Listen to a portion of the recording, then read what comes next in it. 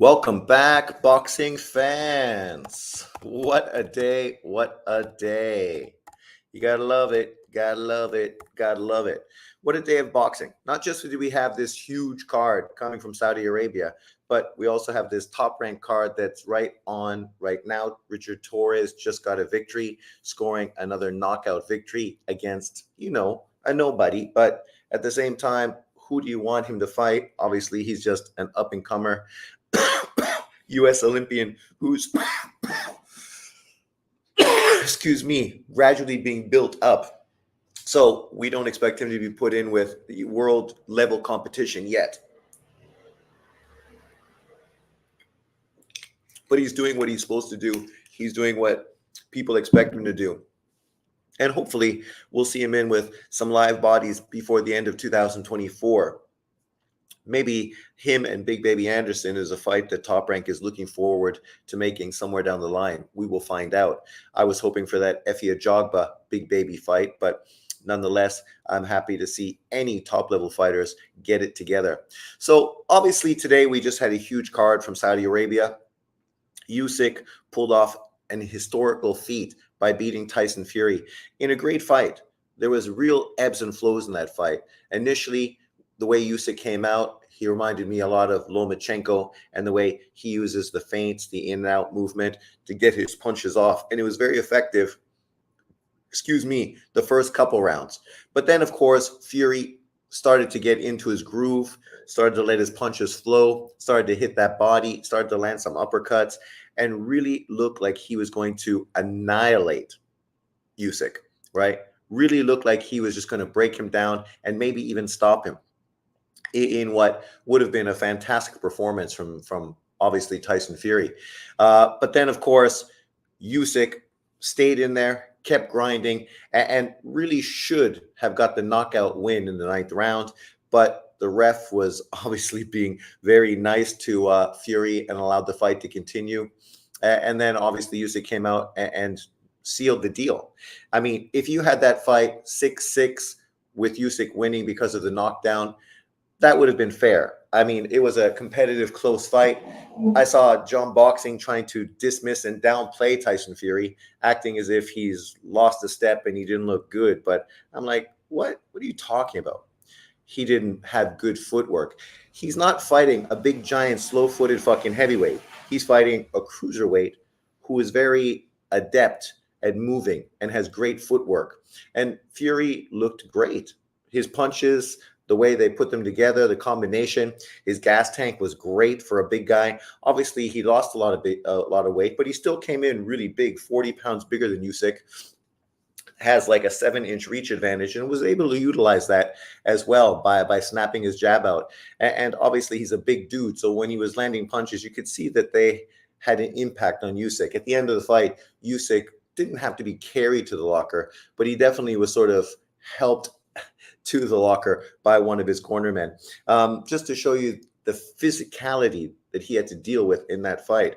And he did a great job not getting pulled into a lot of that physicality. He could have easily just leaned into the clinching and just allowed Fury to be far more effective with the clinches on the inside. But he pushed him off. He pulled out. He ducked and sort of dodged. Come on, Luca. Yes, come on, Luca. Dallas better do it today, baby. I'm in the midst of turmoil. I'm watching boxing and I'm watching this game, and the reffing is terrible. Oh my God, the reffing is terrible. But needless to say, Crawford considers Usyk pound for pound king. Did Crawford say that Usyk was pound for pound? That would be a huge statement. I would be surprised to hear Bud actually say that. Come on, Washington. That's the kind of shot you need to hit, baby. I don't mind if people don't have Usyk or Inoue pound for pound number one. Because unlike some people that always need to make it about race and always want to catapult a fighter that looks like them to the top of the pedestal, I understand right now there's 3 legitimate fighters that are in the conversation. And a lot of it depends on what they are doing.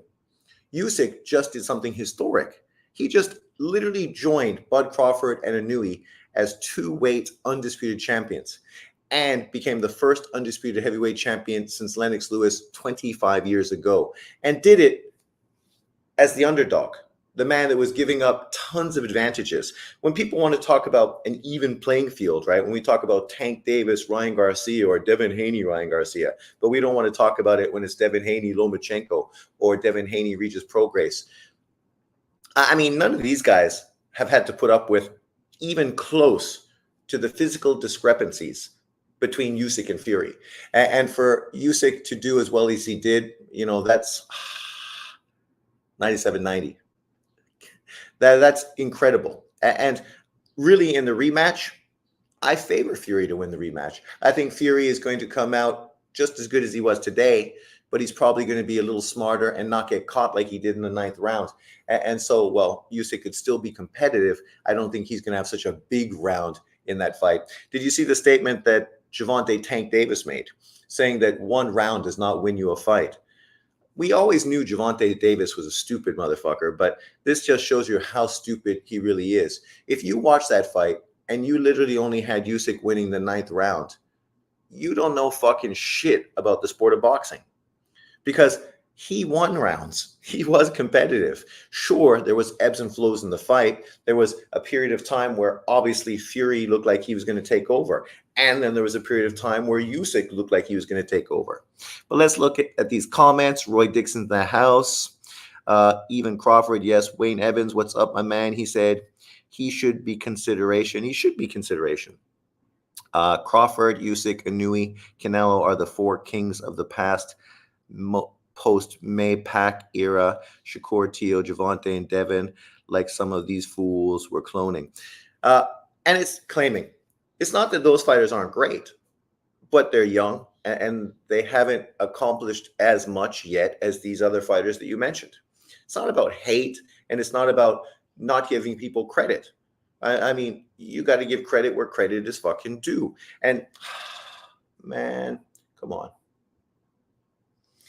I'm trying to find a good feed for this fight because, of course, I could buy the DAZN fight, but I can't buy this Top Rank fight. So now I'm trying to find like a good place to watch it. Achilles says, what's up, Sean? L Dog here. I had Usyk clearly winning in a good fight. Yeah, it was a great fight. I had him winning 7-5 plus the extra point for the 10-9. And I felt I was being very fair, which I usually am when I score fights, right? Any fight card or any round I think could have went Fury's way, I gave it to Fury. So after 4 rounds, I had it 2-2. After 6 rounds, I had it 4-2 Fury, right? And then obviously Fury won a few more rounds after that. I think I had it 6-2 at a certain point, or maybe 6-3. I had Fury, Sean. What's up, AP? Those guys are next. Bud and Usyk are older guys with not many fights left. But that's the thing, right? You got to be fair. And when you think about what Inouye, Usyk, Canelo, and obviously Crawford have done, these guys have just done more. I mean, Crawford's trying to become a 4-weight world champion. Canelo already is a 4-weight world champion. Obviously, Inouye's a 4-weight world champion. Usyk's a 2-weight world champion. He's a cruiserweight, so there's only so many weight classes he can move up. 2 of those fighters are 2-weight undisputed, right? Bivol and Beterbiev are there. Obviously, you have the younger guys like Bam Rodriguez, Shakur, Gervonta Tank Davis, Devin Haney, and a whole other crew of people that potentially could be in the conversation. You have a lot of the small, diminutive fighters that don't get respect. Guys like Ken Shiro, Ioka, obviously Estrada. And if he beats Bam Rodriguez, he definitely deserves to be in that conversation by a fucking mile, because he will be way more accomplished than any of the fighters, the younger dudes that I'm talking about. But chances are he's probably going to get beat by Bam Rodriguez after being inactive, even though his last performance against Roman Gonzalez was fantastic. The best fighters in the world are Usyk, Inouye, Crawford, Canelo, Lomachenko, in my opinion. I have Loma in there because he's a world champion. I thought he clearly beat Haney in a good fight. On my pound for pound, I had Loma at number 6. I think it's fair. He's a 3-weight world champion, a 2-time lightweight champion. Whether you think he beat Haney or lost to Haney, he showed you that being the smaller man, he was right there with Haney, just like Usyk was there with, obviously, Tyson Fury. And he was the smaller man, right? He was the smaller man against the majority of fighters he's faced at 135 pounds. But yet, when people talk about an even playing field, when they're capping for Tank Davis, for some reason they don't have the same energy for Lomachenko, right? That's the irony with a lot of these people. I just saw John Boxing getting bent out of shape because I made a video saying that Deontay Wilder, or that Usyk did what Deontay Wilder couldn't do in 3 fights. Is this me being racist, or is this me just pointing out something factual? Wilder and a lot of people all over the YouTube talked about how Wilder was better, he was this, he was that, and he was cheated. But yet he had 3 opportunities to do what Usyk did in his first fight, right? And the reason I pointed it out is mostly because 78 made it about Deontay Wilder in his video. John was bent out of shape and accuses me of lurking, but nobody lurks more than you, John. You're lurking right now. This dude literally cannot miss a video and respond to a video of mine, but yet comments constantly on me doing it. But so are you. And me commenting on somebody else's video, why are you in your emotions about that? I mean, it was like 78 said. He called all fucking black people that disagree with him fucking monkeys. But okay, you're gonna ride with him because he's a good representation of fucking a brother in the US. Yeah, I don't know. This fucking thing won't give me a fight. Just give me the fight. I'm just trying to find a link, that's all. John can't take facts. He can only cry racism. Facts. Facts. The truth is, I'm more than happy to give everybody credit for doing great things. I talk about boxing consistently from every single weight division. Nothing related to race or fucking nationality. That's not what I'm focused on. I don't care. The only time I'm critical of a Black American fighter is when Black American fans show a clear double standard, when they don't want to give other fighters any credit at all, where they just want to do the opposite. Literally fucking go out of their way to hate. Look at John after Lomachenko won. He literally came out with multiple videos downplaying and discrediting Lomachenko when Inouye won. Literally came out with multiple videos discrediting and downplaying Inouye. Literally, Usyk just won today, and he used Usyk's victory as a way to shit on Lomachenko, right? So you're upset because I'm shitting on Deontay Wilder, but literally you just made a video shitting on Lomachenko. How is Usyk and Fury relevant to Lomachenko, who literally is just coming off of a victory? I don't understand the difference, but that's the difference between me and you. I know a lot of things I do are just fucking trolling and fun, but you take this shit serious. These LDBC clowns would time you out or block you. I thought locked horns in battle. Well, that's true. They would totally block you. They cannot have a conversation. That's why they created a closed environment where you have to have the exact same opinion, come on, Dallas, as them, or else they're going to literally go out of your way to shit all over you. Why have Navarrete there? Isn't Navarrete stepping in the ring soon? He's literally sitting there in a fucking jacket with sunglasses on, being interviewed without wraps or anything else. Did I miss something? Or are they just showing fights from yesterday? Maybe this was post the weigh-in yesterday, but yeah. I'm looking forward to these 2 fights. Greg Norman against Santillan. That's going to be a really good fight. Obviously, Santillan's coming off of a career best performance. For Greg Norman, this is a huge opportunity, right? And I mean, John Boxing, if Greg Norman wins, he's going to talk about, the black, how many great black fighters there are. And the river of great black fighters never stops. Yet he's not going to talk about the fight beforehand, just in case Greg Norman gets beat. He's just going to sit in the sideline and wait to use Greg Norman to push his narrative. Why aren't you talking about the fight? This is a huge opportunity for Greg Norman. If he wins this, he's probably going to become the WBO world champion, right? That's significant. And then, of course, you have Navarrete, who's going to fight Lomachenko's countryman and Ukrainian Olympian teammate. And if he wins, can you imagine 2 Ukrainians world champions today. That would be huge. Obviously, Lomachenko just did it as well. So, Ukraine would be representing. That would be great for them, obviously, with the nonstop political turmoil their country is going through. So that would be fantastic. But I do expect Navarrete to win, to become a four-weight world champion. And it's interesting, he doesn't get any conversation or mention as a pound-for-pound fighter. Yet he is one fight away from becoming a four-weight world champion. This puts things in context. The same way people didn't talk about Adrian Broner as a pound-for-pound fighter when he became a four-weight world champion is the same reason people aren't talking about Navarrete. Is this a racial thing, or are we just looking at the whole picture? It's fine, you've become a multiple weight world champion, but who did you beat? Did you unify? Did you do the kind of things you should do in the meantime? Right? Neither of them have done that.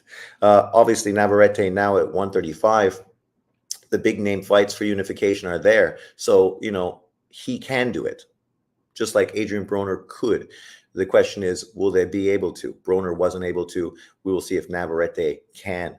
I'm hoping that Lomachenko Navarrete meet in unification. I do expect Lomachenko to beat him, but Navarrete is no easy work, man. Long, hard puncher, awkward, dangerous. Chet Holgram, got to get stronger. That's true. 78 blocked me for commenting Bill Haney quote. He tried to kill my baby. Every time I see Nav fight, I'm never confident in him getting the win. He's very vulnerable. Yeah, it's like we we're talking about Jaime Munguia, right? John gets in his feelings and says these fighters should be held to the same standard as Gervonta Tank Davis. Huh? Why would they be held to the same standards as Gervonta Tank fucking Davis? I mean, nobody's calling them pound for pound. Nobody's calling them the face of boxing. If you're going to call Gervonta Tank Davis the face of boxing, then you have to hold him to the same level of criticism as Canelo Alvarez. With Munguia and Navarrete, specifically Navarrete, he's going to potentially be a four-weight world champion. Nobody's calling him pound for pound, right? We know he's going to unify titles. He's probably going to unify titles try to unify titles before Gervonta Tank Davis has, because he's never done it. And how old is Nava? 26, 27, right? He's younger than Tank Davis. Tank Davis fought no elite guys. No, none. Your Canadian buddy getting robbed for MVP this year, Sean. Not robbed. He didn't deserve to win MVP. People are only pushing him because of the color of his skin, right? Even if he wins, it's still a non-American, right? The last 6 MVPs, all non-Americans, right? Whether it was Shea, Luka, Embiid, fucking Giannis, or the Joker. But he's in the conversation. Obviously, he's a great player. But come on, man. The numbers the Joker put up this year were ridiculous. And Dončić's numbers were he virtually put up a triple-double, 34, 9, and 9. He beat Shea on every level. More points, more assists, more rebounds. And only won 6 more games than Luka, who obviously didn't have the same team around him early on in the season. But now we get this matchup, which is fantastic. If Shea wins, this is a huge win for him and his team. If Luka wins, it's going to be a huge win for obviously him and his team. Great finish, my man, Lively. So down by 2 with a foul shot with 4 minutes to go. SGA wasn't more valuable to Oak City versus Joker with Denver. Usyk is the new face of boxing. Well, Nava is 30, I think. I was just looking, and I don't think he was 30, but maybe I'm wrong. Maybe I got him confused with somebody else I was looking at, because I was looking at a few fighters that were fighting this weekend on these undercards. So maybe I just misinterpreted who I was looking at. But nonetheless, it is what it is. He's definitely in the conversation, right? He just has to do what you got to do. If you want to play with the big boys, you got to swim with the big boys. And that's all people want Tank Davis to do. Oh, come on. Go, Luka. Washington. Yes. Come on, Dallas. Let's do it. I just want to see Dallas versus Denver in the finals so bad. Not the finals, but the Western finals.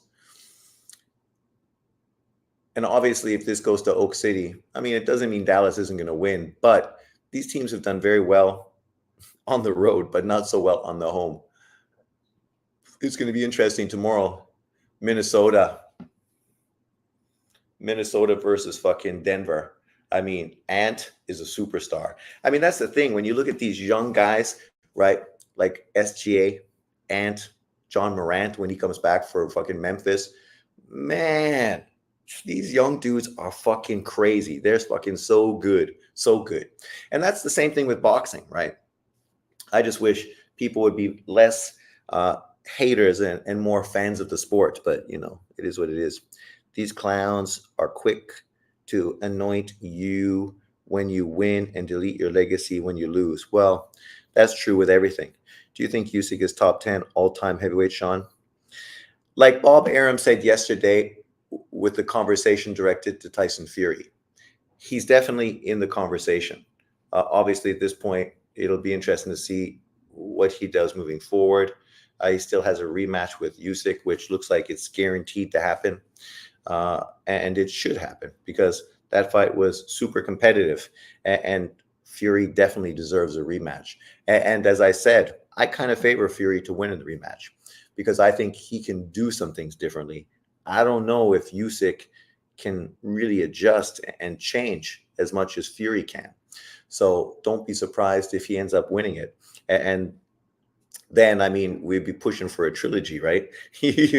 Which is also great, even though obviously people were really hoping Fury would win so we could get that AJ Fury fight in London on this big Saudi Arabian card that's going to happen, which the monster Inui might be on. And that would be fucking incredible if Inui goes to the UK to fight on AJ's undercard. I know people would say, on his undercard. Well, come on, man. A fight of that magnitude, big shot, Oak City, Williams. A fight card like that, fighting on AJ's undercard, is nothing disrespectful. I mean, come on. Not at all. It's understandable that AJ would headline a fight card in the UK, especially in front of 80,000 people. Oh, keep that ball alive. Come on, Kyrie. Oh, thank God. Kyrie's been terrible this game. Like, they need him so bad to pick it up, right? Because you're not going to win unless Kyrie Irving is a star, right? That's the thing. You got Luka, but Luka can't carry the team on his own. And that was the problem with Oak City, right? Obviously, Shea is great, but it's a lot to ask him to do everything. And pretty much he's been doing everything. If it wasn't for him, they fucking would not be in this conversation right now. That's for sure. Come on, Dallas. 2 minutes to go. I had it a draw. What up, Sean? Pablo, you had the fight a draw. How can you have it a draw when there was a knockdown? Impossible. Impossible. Do your math. Impossible. I agree a little too soon to put Usyk up there, really calling Fury the greatest heavyweight of all time. Well, the thing about Fury, it's not that he's the greatest heavyweight of all time, but when you think about him in a matchup against any of the great heavyweights, Joe Louis, Ali, Foreman, Frazier, Jack Johnson, who else? Lennox Lewis, the Klitschko's, Riddick Bowe, Mike Tyson. He has a lot of advantages over all the guys I just talked about, right? So he's definitely a tough matchup. Obviously, he wouldn't win all those fights. Nobody thinks he would win every single fight. But at the same time, he could win all those fights. So when we talk about him being a great heavyweight, it's justified. We've never seen a 6'9" dude able to do the things that Tyson Fury could do. And I ain't a Tyson Fury fan, but you got to respect somebody that's just doing it the way he's doing it. Boxing fans say the least intelligent stuff. I had it a draw. Laugh out loud. Hey, AJ is my favorite over Fury based on 2D victories over Frank and Otto plus an MMA guy. I just like AJ better. Stylistically, he's the kind of fighter that I like to watch. Great boxer, knockout puncher. Like, he's just more of what I prefer in a boxer. Also, he's a humble, down to earth guy. You're watching him today, like kicking it with fucking. Oh, fuck! Come on, man. Nice shot, Jones. Fucking Jones saved the day. Fucking Irving again. Fucking. Oh my God, SGA is fucking. SGA is fucking terrible. That dude don't miss. Come on, dudes. You got less than a minute left. You're up by 2 points with possession. Fucking SGA. 35 points. His 3-point shooting has been great today. Come on, Luka. Come on, Washington. Oh, no. No. Oh my God. Up by 2. SGA with the ball. Don't let him shoot that 3. Make him pass the ball. Make someone else fucking win the game. They're going to call a foul. Rest in peace, Olaf Larson. Why do I know that name? Lennox Lewis destroyed Fury. Mike Tyson destroys Usyk. Well, hey, Sean.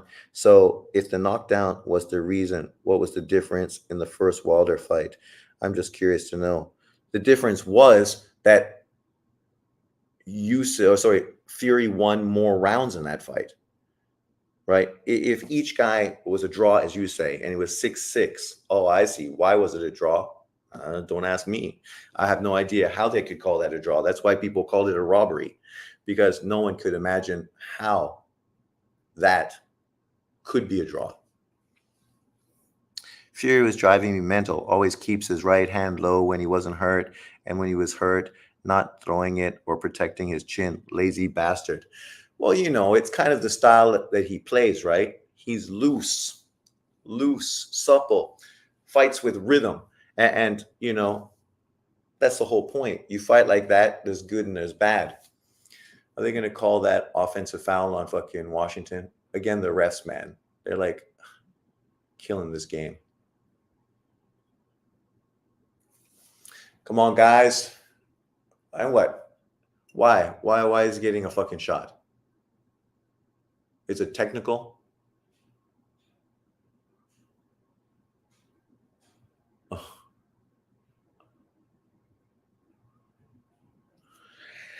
The refs have been the biggest fucking incumbents during this whole fucking game. They've called some terrible one-sided fucking stuff, man. All towards Oak City.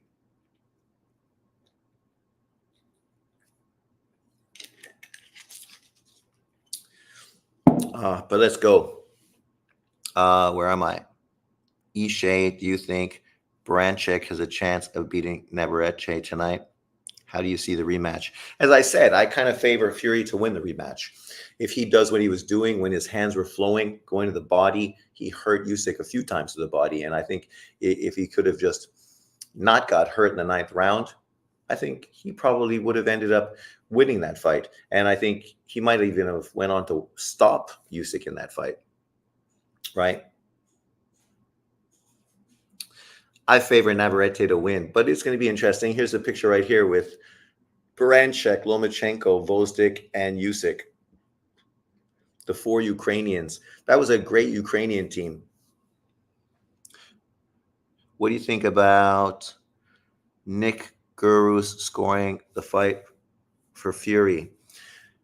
Well,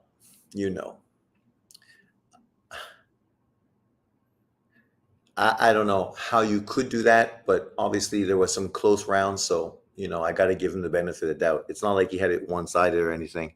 Show me the photo. Oh, it's gone now. It was just on the Top Rank television show. After what I witnessed tonight, Bud Crawford is going to stop Bumelo. Size doesn't matter. I made a video a long time saying that I'm not pushing Crawford to fight Canelo. I don't think he needs to fight Canelo. But at the same time, you guys got to get the ball out of fucking Shea's hands and not fucking allow him to throw an alley-oop fucking like that down low. Come on, guys. Oh, my God. Come on. Last shot to win the game. Come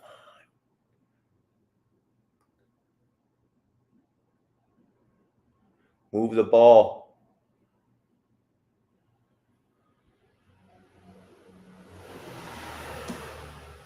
So what do they call it?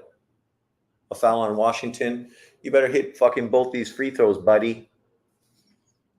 The photo didn't show. They didn't show where you're watching it.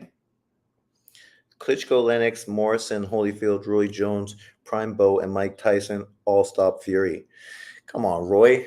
That's kind of one-sided to look at it, because the reality is Mike Tyson fought a lot of big guys that weren't as good as Tyson Fury, and he didn't stop those fucking dudes, right? He got outboxed by a guy not as big and not as good as Fury.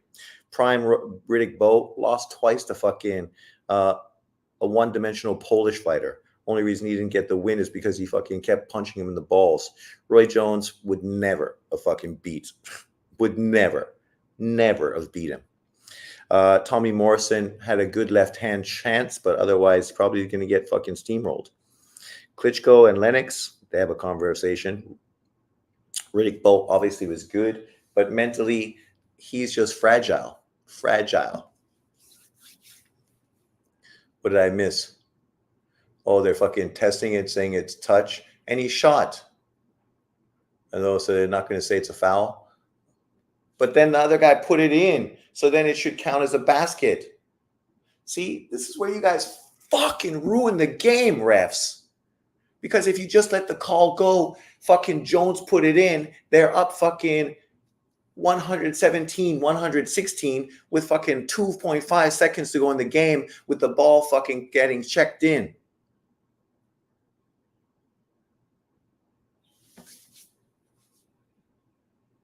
Fucking the refs.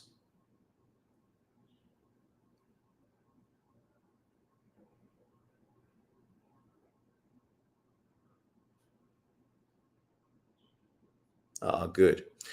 Roy wouldn't have beaten who? Roy wouldn't have beaten Fury. Roy Jones beat the weakest fucking heavyweight, a guy that shouldn't even have been a heavyweight. The only reason he had an opportunity was because he was with Don fucking King. Come on. JD ear Fury is too big, way too big. Come on. Come on.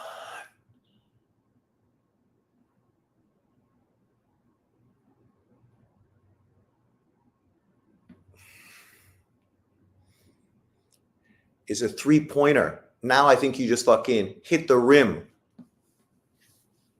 Don't even shoot the ball. Just fucking hit the rim and fucking make everyone stand at midcourt so they can't get a fucking three-point shot past midcourt. Because they can still win. There you go. It's up. There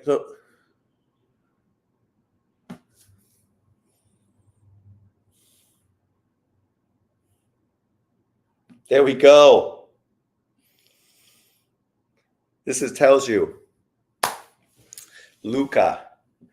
Dallas, 4-2. Shea is great, but he doesn't have the team around him. They don't have the size. That was really the problem why I didn't pick against Oklahoma, because I don't like Shea. I picked against him because I don't think they had the size to compete, right? Obviously, Holmgren is good, versatile, long, lanky, but thin, easy to bully. And after him, who do they have to come off the bench to give them that size? Nobody. So I'm not surprised they lost, but they definitely fucking were competitive thanks to Shea. Jesus Christ. People are saying that tide turned when Usyk busted Fury's nose up. What round was that? I can't remember. It definitely made an impact, right?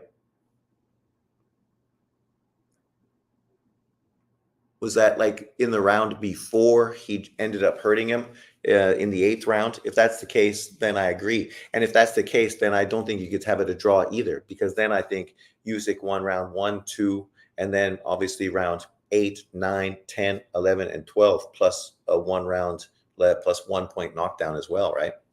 So was it around the 4th? I don't think it was that early, because after like round 4, 5, 6, maybe even 7, that's when Fury was really rolling and really doing well and kind of dominating play and looking like he potentially could stop Usyk, right? He was hurting him. The little uppercut on the inside, the little short shots to the body. Those shots, man, they're fucking dynamite. Dynamite shots. Uh, but that's why I say the rematch is going to be very interesting, and I definitely have to give Fury a bit of advantage. I mean, obviously he lost this fight, but I still lean towards him going into uh, the next fight. They're getting ready for Santillan versus what's his face. It's going to be a good fight. Santillan, I don't know if he's as skilled as his opponent. Look at that, 29, 10, and 10. Good thing you fucking got out of your head the first half. I thought you were going to get fucking kicked out of the game. What's his name? Why I can't think of who Santillan is fighting. I just mentioned his name earlier. But that guy as well, he's looked a little... Yeah, Brian Norman Jr. He looked a little limited in his last couple of fights. Didn't look so good. Looked, like he was vulnerable, considering people were really hyping him up and talking about him being the next great one. And then once he stepped up his level of competition, he started well. But then after 3-4 rounds, he started getting hit too much. Didn't look like he could close so well. Didn't really make adjustments very well. Got lucky and ended up winning the fights. But today he's fighting a gritty warrior in Santillan, a guy that obviously has been in with tougher opponents, far higher level of opponents. But you can't really compare a guy like Brian Norman to a guy like Rocha. Rocha's tough as fuck, but he's limited, right? He's a hard puncher, but he's not technically a very good boxer. So Brian Norman might be able to outbox Santillan if he can stay out of trouble. What do you mean he looked limited? He, Black American. Who looked limited?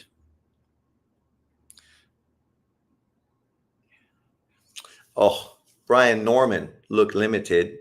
Yes, Black excellence, but not every Black American fighter is Roy Jones. But today he's got his chance. He could do what many people didn't think my man at 126 pounds did when he got his world opportunity, right? Raymond Ford. So today's his chance. If he beats Santillan, as I said earlier, he can become the WBO 147-pound world champion. And now potential fights against Boots Ennis are right there in the conversation, as well as obviously fights with Stanionis and Barrios as well. Dixon is right. Roy Jones washed Usyk, Joshua, AJ with ease. Prime Roy Jones couldn't be touched. Oh my God. Dude, Prime Roy Jones was great, but he's not a fucking heavyweight. He wasn't even a cruiserweight. He picked the easiest fighter to win a heavyweight title against, and then went back down. And because he went up in weight and then had to drop weight, his career was ruined afterwards. The best thing he could have done was not go up to heavyweight. Or just retire after he did that. These clowns hating on Luka too much. Who? The commentators? Prime Roy on PEDs. That's what people think, yes. Prime Roy was 168, yes. Cody Crowley is about to get destroyed by Boots. Yes, yes. My Canadian brethren, right? He's going to get destroyed. But, I think mentally that guy he's got beat already.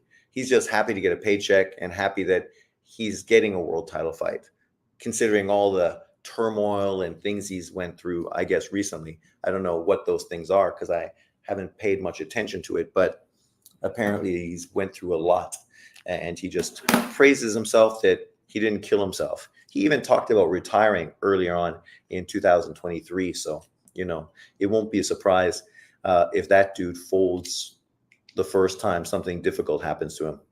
Cody's mentality is not there. He's just happy to be there, literally. Santillan. It's going to be good to see Santillan, to see if he can follow up the Rocha victory with a good performance. Obviously, he looked great against Rocha, but as I said, Rocha is limited. See, that's why I said it was limited, not Brian Norman.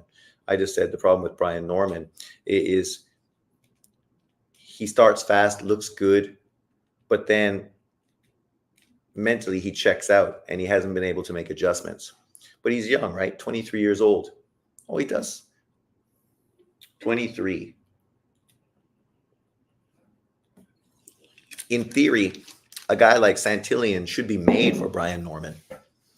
He should be able to win this fight just based on his uh, boxing ability and natural physicality. I bet $35 on Navarrete. I would bet $35 on Navarrete. Did you bet on him to win, or did you bet on him with the KO? I hope Boots carries Cody all 12 and don't punish him. Well, I think after what Cody Crowler's manager was saying to Boots' dad, I think Boots is going to beat the crap out of him early. I bet on Baranchek. Well, there's more money to be made betting on Baranchek, that's for sure, right? You better have bet by decision, because I definitely don't think Baranchek is going to knock out him. And it's like $200 return. Stupid bet. Here we go. Norman Santillan, live. One bet, what you can afford to lose. That's how I bet. I think it's just fun. That's why I like going to the horses, because I never bet more than $2 on a race, maybe $5 if I feel uber confident. I don't mind spending money. My coworkers say I spend all my money and I spend it too much, and maybe I should think about my retirement. But I don't like wasting money. Spending it, right? You live, you enjoy your life, but wasting it, that's different. Santillan, he's relentless and a little unorthodox, so that could be a problem for Brian Norman. But Norman, just keep those punches straight like that. I think, something good could happen.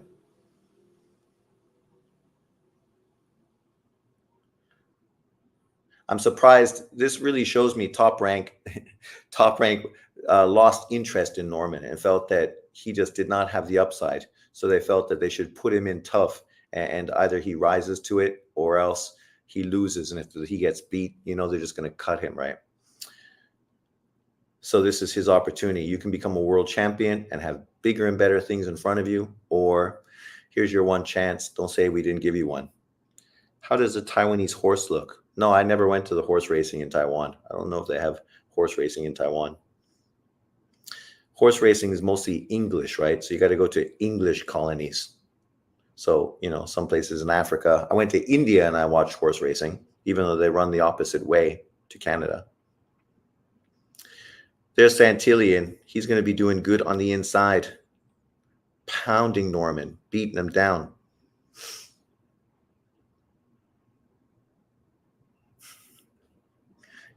Norman's giving as good as he's getting.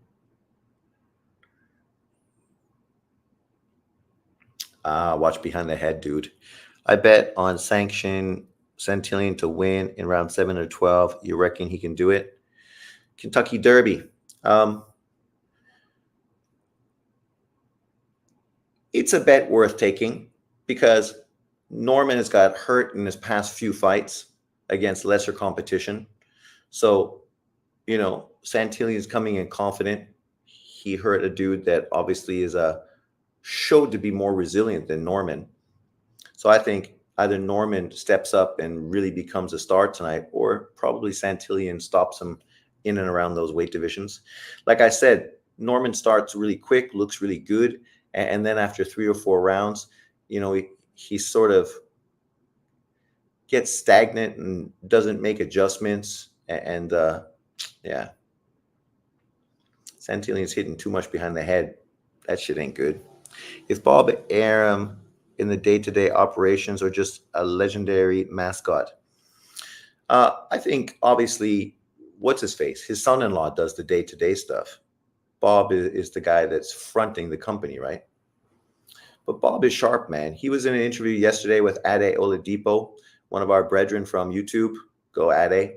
And fuck, man, Bob Arum at 93, 94 years old, however old he is, that dude's sharper than 95% of the dudes we listen to on fucking YouTube. And those guys are lucky if they're a third the age of him, right? Yet he's sharp, man. Bob is sharp. I agree. Super sharp. And obviously, his son in law, he's got it easy, right? He doesn't have to talk to the media. Bob does all that. He just does all the negotiation and everything else in the background. I don't know about this movie.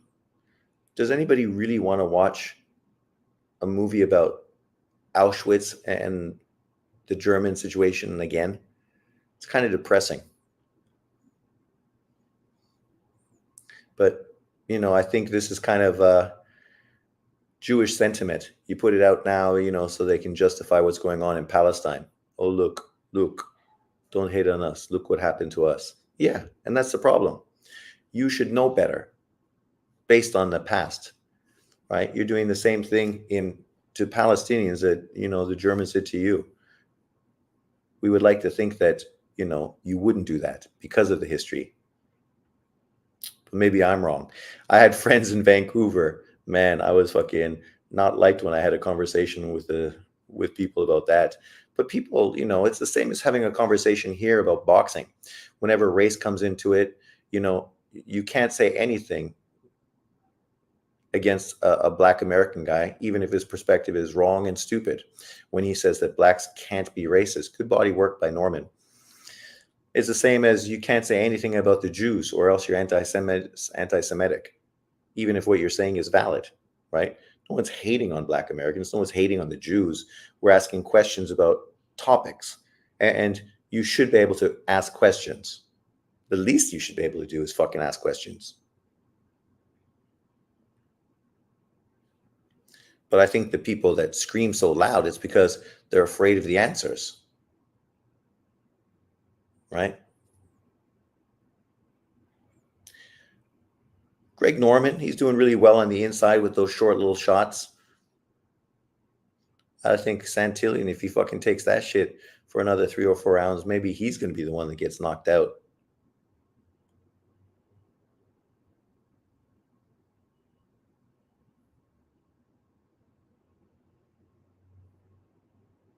Santillan's face is red as hell.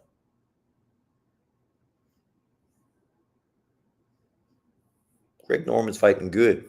Norman looking sharp. Like I said, man, I expect the first 3, 4 rounds, he's going to look great. But it'll be interesting to see what happens after that. And for Santillan, he's making it too easy on him. Hey, dude, stop hitting behind the head. But he always knew that Santillan couldn't beat Norman on the outside. He's not that great of a technical boxer.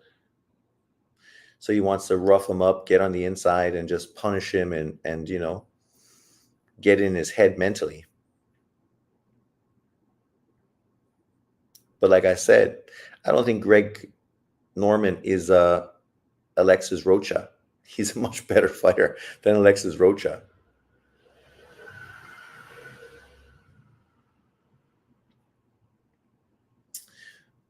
John's going to love this. There's a Star is Born video coming out.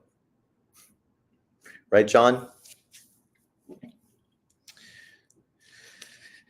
Is Bob the great promoter over Uncle Al? Uncle Al, he's not a promoter. He's a manager. So you can't have your cake and eat it too. Either he is or he isn't. And according to these guys, he's not. Because that would be illegal. You can't be a manager and a promoter, right? That's what the Muhammad Ali Act is.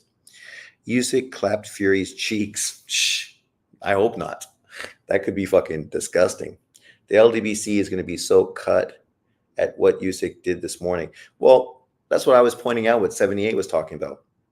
He was literally trying to make that whole fight about Deontay Wilder, right? Trying to say that, if Fury can't beat Usyk easily, then he's just not that great anymore. Because Usyk is obviously not as good as Deontay Wilder, even though Usyk has always been way better than Deontay Wilder. Wilder is obviously a much harder and much more dangerous puncher, but technically, Wilder fucking doesn't compare to Usyk. Ever. Sean, did you see that video? T.O. Sr. drunk calling out Crawford. It's on Punch Truck's channel. I saw something about it, but I didn't watch it because, I don't fucking care. Tio Senior's father, I don't care what he has to say. Oh, that was a low punch by Santillan. Come on, dude. Greg Norman's only 23. He's going to want to have kids one day. John Boxing praised Usyk, if you can believe that. Well, he praised Usyk only so that then he could shit on Lomachenko, talking about how Lomachenko didn't deserve the praise. It should have always been Usyk, even though Lomachenko in the amateurs was a more decorated fighter than Usyk. Early on in his career, was also a more decorated fighter than Usyk, right? So, but obviously Usyk's a heavyweight. So he does get recognized, tons of recognition. I mean, when Usyk did that whole Ukraine thing, nobody was using that as a way to hate on him. Not like John Boxing was literally using that as a way to discredit and shit on Lomachenko, but didn't say that about Usyk. So Lomachenko's not actually fighting, but Usyk is. So why weren't you critical of him? See, because he doesn't really like Usyk. He's just using Usyk because he doesn't like Fury. He would prefer if Wilder was the man. Oh, Santillan's picking it up now. See, I think Santillan's better here, mid-range. Not inside, not outside, but that mid-range where his hooks are effective.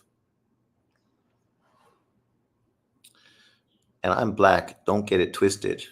So is Usyk. Nick is a heavyweight. Weight gap is irrelevant. I think John Boxing hates Lomachenko because he's everything he wished he supported are. Well, it's just that guys like him can't recognize a non-black guy as pound for pound number one. And whenever somebody, the media and boxing fans, recognize anyone as pound for pound number one that's not black, John and other people like John need to go out of their way to discredit and downplay and look for ways to shit on them, like he's done with Usyk, Inui, like he did with Roman Gonzalez, like he did with Golovkin, like he did with Loma, like he did with Canelo. He uses Canelo now in the conversation to shit on Inui, but John, we've seen your fucking videos for the last 8 years shitting on fucking Canelo, holding him to a different standard than you hold Tank Davis to, right? That's all I'm saying. If you're going to be hypercritical of Canelo, then don't be bent out of shape when people are hypercritical of Tank. Tank deserves to be criticized as much, if not more, than fucking Canelo Alvarez. Creepy guy, laugh out loud. Pablo, Sean, Luka is on pace, breaking LeBron's all-time scoring record. Well, I don't know if he's going to play as long as LeBron, man. LeBron is a steroid fucking monster who fucking has played 20 years. J-Dog, remember the night Haney fought Ryan. A black fighter is still number one pound for pound fighter. See, that's the thing. Guys like him, don't matter who, but in their perspective, you can only have a black fighter pound for pound number one, right? And that's the problem. Dudes like him make it about race because they just can't give any fucking shine to anybody else. But then if you point out that they're wrong or you have a different opinion or a different perspective, then you're the problem. You're being a racist. You're not giving black fighters their due shine. It's like, what? But you make your whole fucking name based on not giving non-black fighters their due shine. Luka, first 6 years, stat-wise, is better than LeBron's. Well, that's not a surprise. Technically, he's a better player than LeBron James. But LeBron James is a physical fucking anomaly, right? Early on in LeBron James' career, nice shots, dudes. I stated that, LeBron can do like what Karl Malone did because both of them are physical fucking monsters.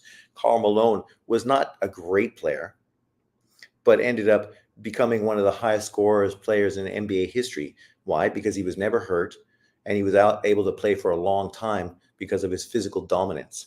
LeBron James takes it to a whole nother level. He's the same size as Karl Malone, but he's a fucking guard, right? Like, it's ridiculous. So LeBron James is just a physical fucking marvel. You mean the night Roy cheated and used PEDs? Roy Orion. J Dog in his feelings. If Black Man isn't pound for pound number one, the list has no credibility. That's how people think, yeah. But that's the problem. Like right now is a great time in boxing. Maybe not if you're a black man, because now there's more parity than there's ever been. And maybe you feel in your feelings because of that. But it's nothing to take away from black fighters because there's more boxers and because the field is more level now than it ever was before. That's great for the sport. And black fighters are still going to go on to do great things. There's still great black fighters. I hate black fighters apparently, but no, I just don't need to fanboy and fucking be a liar. I can give non-black fighters just as much praise as well. I have Usyk, Inouye, and Crawford all right there. Put whoever you want number one. I know J Dog gonna put Crawford. That's fine. Nobody expects him not to put Crawford number one. But then he shouldn't make videos crying about me putting fucking Usyk or Inouye number one. Because what's the difference? If he can pick his number one based on race, why can't everybody else? Right? Even though most people aren't picking on race. I'm using facts when I'm putting these guys on the pound for pound list. This is a great fight between Santillan and Norman. This is really going to test Norman's fucking dog because he's going to have to grind in. And Santillan too, because he's obviously getting the worst of most of this. MJ is the GOAT over LeBron James, no question. Nuggets versus Timberwolves Game 7. Who you got? Stop messing around. I got Denver, man. Denver. LeBron gets away with traveling. Then Karl Malone did too. There was something about Kobe that I didn't see in LeBron other than stats. Kobe had that killer instinct. I always liked Kobe. I appreciated LeBron coming out of high school and stuff and doing what he did, but you got to love the way Kobe played, right? Fluid, the handle, right? When you look at him, he doesn't look like he's overpowering the game. LeBron James is overpowering the game. Usyk, Canelo, Inouye, Crawford, Mount Rushmore. Canelo's there, but I wouldn't put him in number 2 because he does have multiple losses. But, he's definitely right up there as well. Haney still got whooped by a C-level fighter. Haney words. Americans as a whole is at the decline. Well, problem is America thinks America is the center of the universe. So, the problem is the earth is a big place.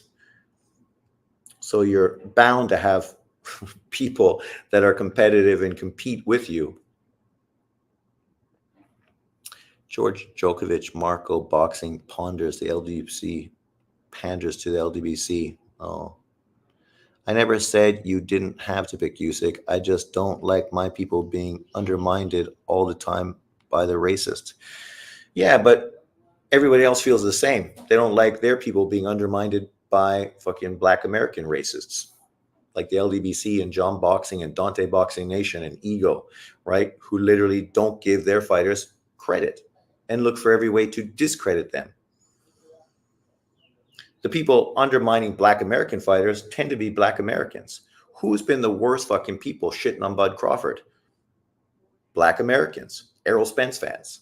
They literally shit all over his resume for 5 fucking years. And now after he wins, he's got to fight Boots Ennis. They're just looking for a way to get him beat so somehow they can sleep at night, right? This is not racists that are hating on Bud Crawford. It's Black Americans. The same thing with Tank Davis and Devin Haney, right? People hating on Devin Haney and vice versa. Tank Davis, mostly other Black Americans. Santillan's landing a lot more sharp shots, but Brian Norman's taking them. But his mouth is open pretty wide, considering it's only round 5. He better watch out. He's going to end up with a broken jaw. There are no such as Black racists. That's stupid. See, that's why you can't have an educated comment or conversation with somebody like you, because that statement is fucking stupid. Can there be Filipino racists? Can there be Mexican racists? Because People that say blacks can't be racist because they don't have the power. The Filipinos have the power. The Mexicans have the power. Like, so that whole fucking story is nothing but bullshit. This is also why people rip people that make those kind of comments, because you show your fucking blatant racism by saying that. I can say what I want, and then I can criticize you because you don't have a race card to play. LDBC is a walking contradiction. Man, I missed the Lakers. Lakers Celtics rivalry was in full effect. Amazing Game 7 series. Oh, man, these guys are fucking taking a beating, specifically Santillian.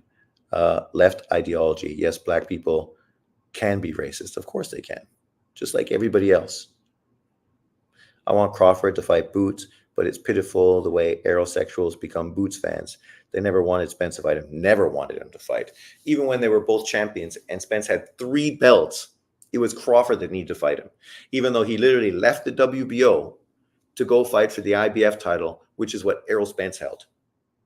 But Fannin and these kind of guys still made it out as if Bud was ducking him. But everyone else is a racist. I mean, dude, just go watch fucking the content. Asian. Filipinos are Asian. It's a race. Now, if you said Mongoloids can't be racist, that would make sense. Okay. Asian. I don't like using the term Mongoloid because it's got negative connotations in itself. You never see an Asian Brazilian woman. The eyes can't process that kind of beauty. Of course you've seen Asian fucking Brazilian women. A lot of Asians in fucking South America, specifically Chile and Peru, obviously because the coast that it's on. Santillian's a dog, man. If he wins this, he's just going to claw and bite. That's why. Boots needs to see Stanionis. I agree. Asians ain't a race. Quinton, Asian is a race. You can use the fucking term. So then I should say Negroid. Because black ain't a fucking race either. Don't play stupid. Kovalev got destroyed earlier and Frank Sanchez got upset. Your thoughts? I didn't see the Kovalev fight because those Saudi Arabian fight cards start too early. It started 10 o'clock at night, my time, and then finished at 7 in the morning. So unfortunately, I was not going to stay up that time. I went to bed at 10, probably fell asleep at 11, woke up at 3:30, and then picked up from there. So I'd missed the Kovalev fight, but I was just in time to watch Sanchez versus Cabial. And I knew that fight was going to be good. Ajit Cabial is good, man. He's a good fighter. He beat Chisora fucking years ago, right? And got no credit at all from people. And was really downplayed and discredited. But yet, when he stepped up and beat my Canadian brethren, fucking destroying him, you knew he was a good fighter. Dangerous. And obviously Sanchez has looked good, but he looked good against limited fighters, right? Effie Ajagba is a good fighter, but he's not technically a great fighter. So, of course, Sanchez should look good against him. But he was fighting a really good fighter in Ajit Cabial. Very skilled, good jab, good game plan, tough, resilient. And so I'm not surprised Cabial went in there and fucking destroyed him. The funny thing was DAZN making excuses. Oh my fucking God. The excuses they were coming out with, the knee injury and this and that. The best thing I heard was from Glazer. Are you surprised another PBC fighter got beat? Every time the PBC steps outside of the PBC and fights anybody that's not part of the PBC, they get fucking beat. And this was just another example of that. Greg Norman looks like he's fucking folding now. That's what I said, man. You know, round 6, and he don't look like he got anything in his gas tank now. Whereas Santillian, I think he could keep this pace for another 6 rounds.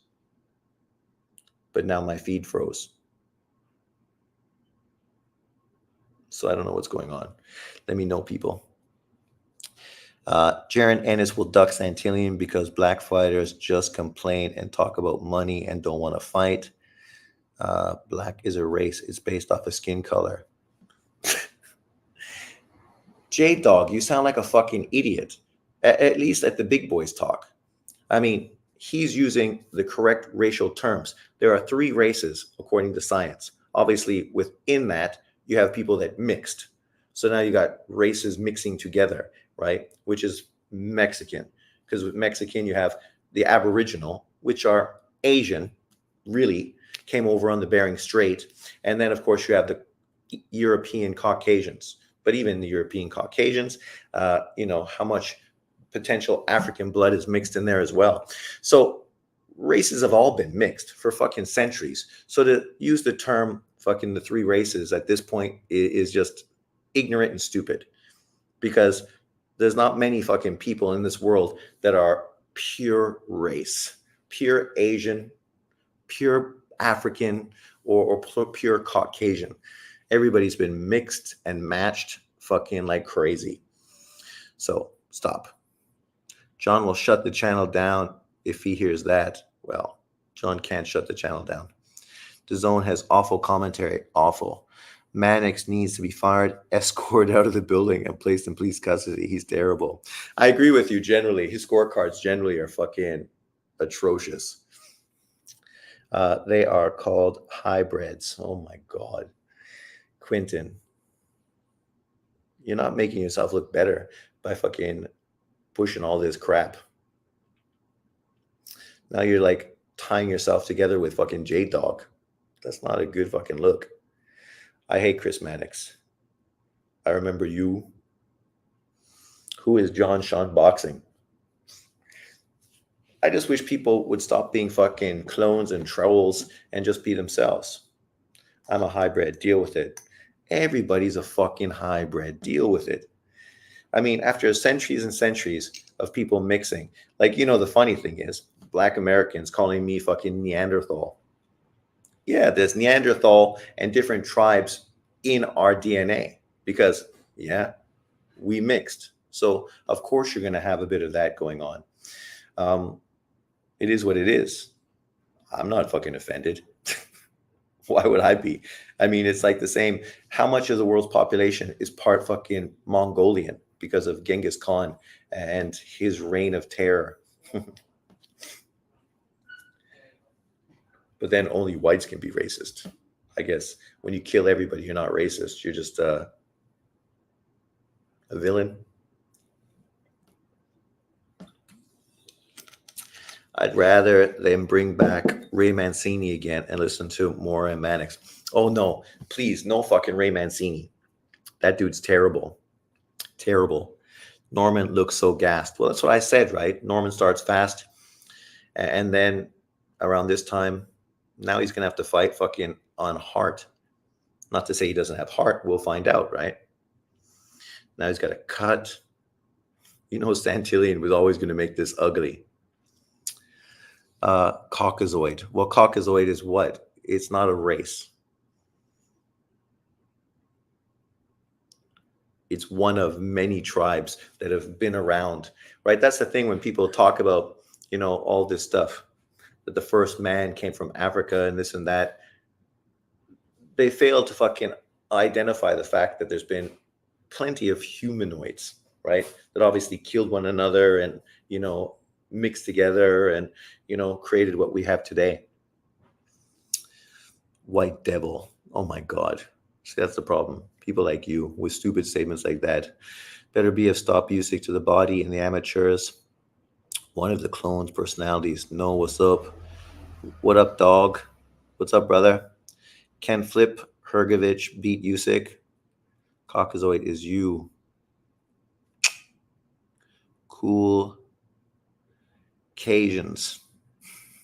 Should Usyk defend his belts once more or retire?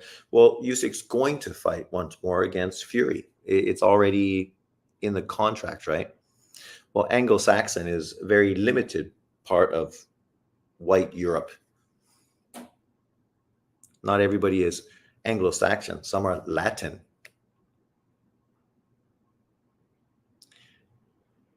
Humanoids from the Deep. You ever seen it? I haven't. Machado, I'm not a clone. John was behind the cloning. He was mad at Sean. Sean, why are you squinting, man? So that's what happens when you get old. I need reading glasses, but I don't want to use reading glasses. God damn Norman won't go down. Well, that's okay. That's what we want to see. What kind of heart he's got. If he's going to become a WBO world champion, you got to fucking not just have skill, you got to have cojones. You got to have fucking dog, right? If you're going to eventually fight Boots Ennis, you better get something. But imagine fucking, I always said, I'm excited to see Boots Ennis run through the welterweight division. Because when you talk about Barrios, Stanionis, fucking Santillan, or Norman, these dudes got no fucking shot of fucking beating Boots Ennis. Boots Ennis is going to become undisputed at lightweight. Ooh, Greg Norman's starting to take a beating now. Santillan took it early. Greg Norman's taking it late. What a war. Fight of the year. Usyk took a Wakanda Slayer, Sean. Breedis was beating him up in the final rounds. Yup, they do, Sean. Remember, 78 said Usyk duck Wilder. Yeah, I know. Fucking people are stupid. Anything to fucking push some. Oh, Roger Corman. Oh, yeah, okay, I know. I know him. Both of these guys beat Boots. You crazy. Both these dudes fucking won't last 8 rounds with Boots. Jay Opataya needs to work on his conditioning. The problem is, I think he's draining himself so much to make the weight because he looked real. I don't think he puts on much weight. I think he got to put on more weight after making weight. I don't think he puts on much weight because you see how drawn he is, right? He could definitely put on more weight before fight night. Breed is tough as an old boot. He fucking is. That's for sure. He definitely is. That smirk from Norman after the round ended. Well, it's good, man. Norman's going to have to fucking be a dog to win. Kind of like, oh, there. Oh, Norman's got Santillan. Santillan, man. He fucking got hurt there. You better fucking defend yourself, brother. There's not much time left in the round. We know you'll come out hard the next round, but this round you better just survive. Oh, oh. You can't fight this way. It just limits your fucking longevity. What's up, Mad Chad? You watching this fight? Santillan's getting battered. Oh my God. Santillan's a tough son of a bitch, but limited.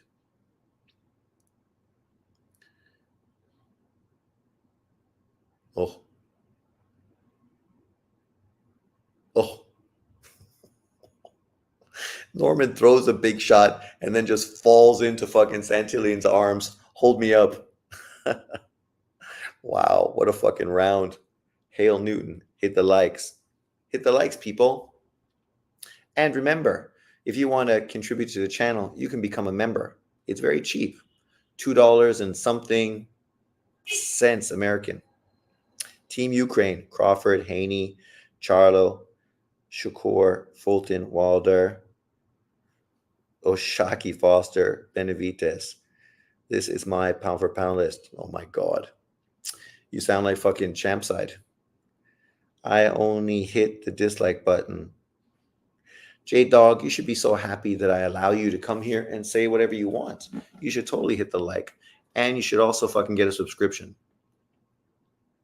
Because what other channel allows you to say whatever you want on their channel without blocking you or timing your ass out?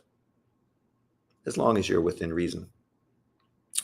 Sean, I'm taking the piss. That's not my list. I know, Nick. That's why I said champ side.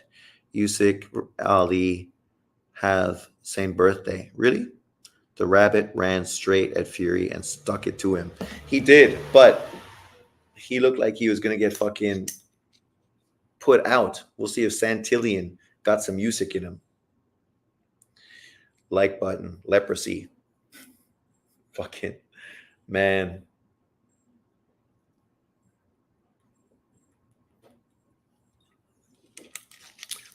Santillan's a tough guy, but never a great guy.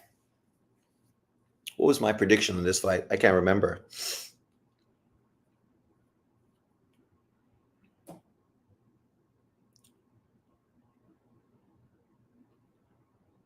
Norman looks sharp. He's got his second wind. Newton runs the YTBC. Damn, the heavyweight fight had no skills. Davis still pound for pound number one. Darius, are you mental? See, dudes like you are what gives fucking black American boxing fans a bad name. Because you can't even fucking just be a boxing fan. You need to consistently be a racist. I think Santillan will lose this fight. You think, Nick? He's fucking getting his ass beat. He had like probably 3 good rounds when Norman was tired and he started hitting him pretty well, and then almost got knocked out the last round. And is probably gonna fucking have the fight stopped within our next round. I'm joking. Good. I hope so. Because that was a very skilled pair of heavyweights. More skilled than these two fucking guys fighting at 147. I'll tell you that. Way more skilled than these two guys. These guys couldn't avoid a fucking punch if fucking you telephoned them and told them ahead it was coming. I think Usyk would retire Tank Davis. Usyk has a much bigger work rate. Oh my God. We're comparing a 135 pounder to a fucking heavyweight. You better fucking retire him. Usyk, Inui, Bud, Bivol, Canelo, my top 5. It's people like you that give boxing, white boxing fans a bad name. Yeah, it's true, J-Dog, because I allow you to come on my channel and spew your garbage. So, right, if I was a good white boxing fan, I'd just block your ass so that nobody would have to listen to you. Right? Is that what you want me to do? Would that make you happy? I can do it. It's just one click away. Luckily, I don't know how on this new thing, how I can put wrenches in people's hands.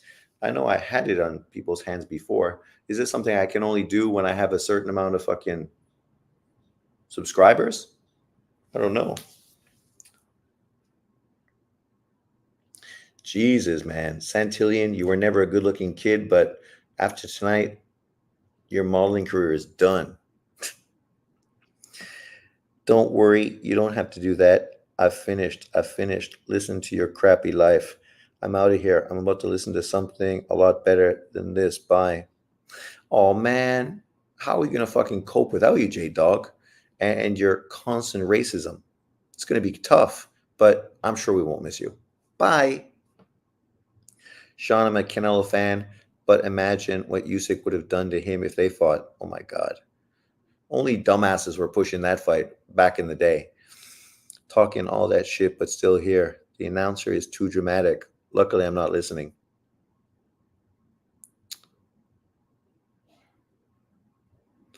Thanks, Hollow Ninja. You're a swell fella. Bud, Anui, and Usyk are the best killers in the sport. I don't want to hear nothing about Tank. Boxing fans need to be real. Tank ain't doing baloney.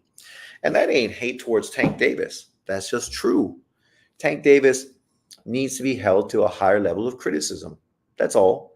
If you're going to be considered the face of American boxing or a pound for pound top guy, you should be held to equal criticism to every other top fighter in the sport.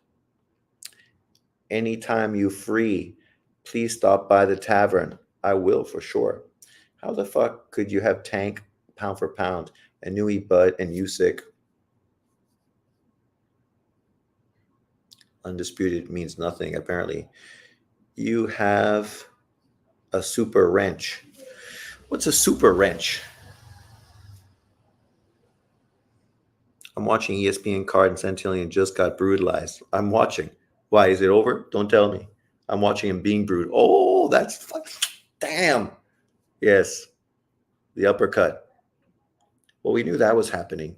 The fact that he lasted this long and the ref actually still allowing him to go on, because this dude is tough as nails, man.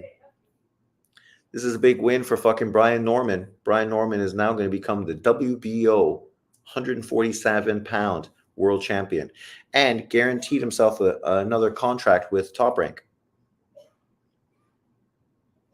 and a potential ass beating. Oh, Brian Norman's a good guy. Look at how he fucking reacted, right? You gotta like Brian Norman. He fucking knocked that dude out and fucking was the first person to fucking try to catch him. Peace, respect, Brian Norman. I said, if you show heart, you could knock this dude out and become not pound for pound, sorry, WBO champion, and you did it. J-Dog gonna go snitch John now. Yeah, that's the thing with dudes like him. They create stuff, stir the pot, and then John comes and says, all you can do is talk about racism. I ain't the one bringing shit up. I'm just responding to it on my channel. Davis, the face of boxing. Come on, Darius. How can you be the face of boxing when you ain't doing anything? You never unified fucking titles ever. Tank gives lectures at Harvard. Can't believe people want to see Santillan fight Boots. Who wanted to see Santillan fight Boots? I want to see Boots beat every single champion at this weight to become undisputed, but none of these dudes fucking have a chance. Super moderator. I'm a Newton super fan, but broke. Psh. Santillan, one of the what? Ghosts. Santillan was a big hype job. David, he's never a big fucking hype job. Nobody was hyping up Santillan. We all said Santillan had a great win against a fucking limited fighter and beat his ass and won. But everybody knew Santillan was going to get destroyed the first time he stepped up and faced like a Boots Ennis. Greg Norman was just young and people didn't know what to expect from him. This was his big opportunity to step up and he did it. And he looked like he was close to fucking being potentially ran over, but he showed dog, heart, and did what he had to do. Fantastic victory for him. Sorry about the last channel, bro. Sending you love. Holland Ninja, you're a good man, Chopin. Thank you very much. Thank you. Sam Tilly, man. Brian Norman, pound for pound, number 15. Oh, my God. Let the guy beat Boots Ennis first. BT at True School Sports wanted Santillan to fight Boots. I love BT's channel, but come on. He often has bad takes, right? Like, not that I have a problem with Santillan fighting Boots for unification. I want Boots to fight everyone for unification. Now I want Boots to fight Brian Norman for unification. But nobody could imagine that Santillan had a fucking shot in hell of beating Boots Ennis. I mean, he just got destroyed by a 23-year-old kid who's a good kid, right? Oh. That was a brutal uppercut. But respect. Emmanuel Navarrete. Both are good fighters. Sante is still a solid fighter. Solid, but limited. On behalf of J-Dog on John Boxing, laugh out loud. Thanks, Machado. David Esther, peace, brother. Both. Yeah, I mean, when we think of all the top dudes at 147 pounds, the only guy that really fucking shines is Boots Ennis. Barrios, not bad, but limited. Santillan, come on. He beat Rocha. Rocha was never fucking elite. Stanionis might be the best out of all of them. And then you got Boots. Boots is a fucking monster. Good man, Santillan might die after that fight. Well, he definitely fucking gonna need some time off. I want to see Usyk fight Jake Paul. You're too mean. It's good for Greg Norman, 25 fights. Is this the official WBO title? Is he the official champion now? That's good. You can get Devin Haney, Ryan Garcia moved up to 147, and that's going to become a much more interesting division all of a sudden. I kept telling people Tank is a great fighter, but he ain't out there doing nothing. Yeah, that's it. That's all. I like Tank. Tank's exciting, great power, but he ain't doing nothing. Now he's calling out Lomachenko, but you could have fought Lomachenko fucking in a trilogy already. Uh, Come on, Paul is clown. Who's Paul? Why clown? Paul is clown. Where do we see? Oh, Jake Paul. Oh, yes, okay. He is. I don't hate on Jake. He's making his money, but yeah, nobody wants to see him fight Usyk. I'll give Ennis credit when he does something. Sure, as you should. But okay, right now, you got Stanionis, Barrios, and now Brian Norman. You think any of those guys can beat fucking Boots Ennis? Let me know. Santillion is ducking Fury. Okay, Sean, I will settle for Paul versus Obadiah. Why are you so mean? You just want to see that guy get knocked the fuck out. He's going to get knocked out by Mike Tyson, a 58-year-old. Stanley is good, but I think he would beat Ennis, though. I don't think he would beat him, no. Me neither. Do you own any sports memorabilia? No. Santillion is ducking Oshaki Foster. Psh. Who do you favor, Tank and Loma now? Now you got to favor Tank Davis, right? Tank Davis is the naturally bigger fighter, got fucking great power. And I think right now Lomachenko gets hit to the body by that right hook, and also potentially can be hit by the uppercut. So, but at the same time, we never really saw Tank Davis fight a lefty. He's going to fight Frank Martin, who's a lefty. That'll tell us a lot about him because, right, people thought Rigo was going to be this fighter. People thought a lot of great things about southpaws until they face a southpaw and then get exploited and exposed. So, but I favor Tank Davis at this point. Tank Davis is 30 years old. Loma's 36. Loma's been in real tough fights with elite fighters. Tank Davis has just been skimming money off the top, taking it easy. But I would love to see Shakur fight Tank and Loma fight Navarrete and then have the two winners fight for undisputed. That would be perfect. Sean, people are overlooking this fight. Both Sat and Norman Jr. are unknown to casuals. That's true. Yeah. Understandably so. Brian Norman Jr., this was his big opportunity, and he lived up to it. He stepped up in a big way. So is there a rehydration clause for what? Tank Davis and Frank Martin? Apparently the WBA said no.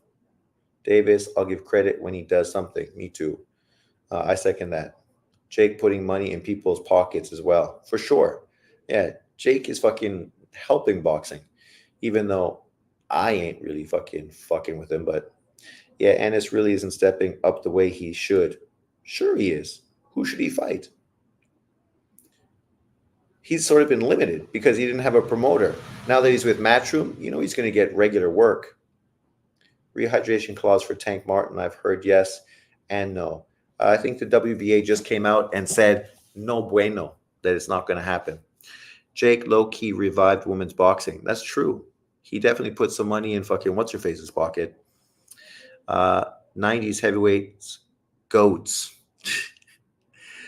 Move up to 154 where there are good fights. Slow down. Why can't he, as a young man, become undisputed at welterweight first before moving up to 154? Right? Let's be fair. The dude doesn't need to fucking jump up there just to make one fight. Jesus Ramos came out and made a statement a couple weeks ago. What statement did he make? Oh, salute, Jag. Thank you very much. Welcome to the live. What did you think about Usyk's performance? And what do you think about Greg Norman destroying Santillion? That was a great performance by Greg Norman. Davis needs to step up. That's what Ramos said? Tank did fight a lefty, Petraza. I know, and that was fucking a million years ago. And Petraza had a lot of success against him. People underestimate that. Go back and watch that fight. Petraza had a lot of success. The problem was Petraza struggling to make weight and fucking fought this wrong fight. He should have boxed more. It seems like Ennis is carefully handled. If we're being honest, I think Jesus Ramos would stand a chance against Boots. Well, he fucking got beat by Lubin. So Ramos shouldn't have lost to Lubin, though. Tank only has a puncher's chance. What does Loma have a better chance against, Shakur or Tank? I think against Tank, but it's also a much more entertaining fight. Shakur fight could be real fucking boring. Real boring. And then you lose a fight that people are like, did you lose? Did you win? Not much fucking happened. What does Loma have a better chance against? Facts, Sean. Who you got? Panthers or Warriors? I got Panthers, but I'm biased. Huh? Panthers or Warriors? What are we talking about, Leaf? Who Panthers? What Warriors?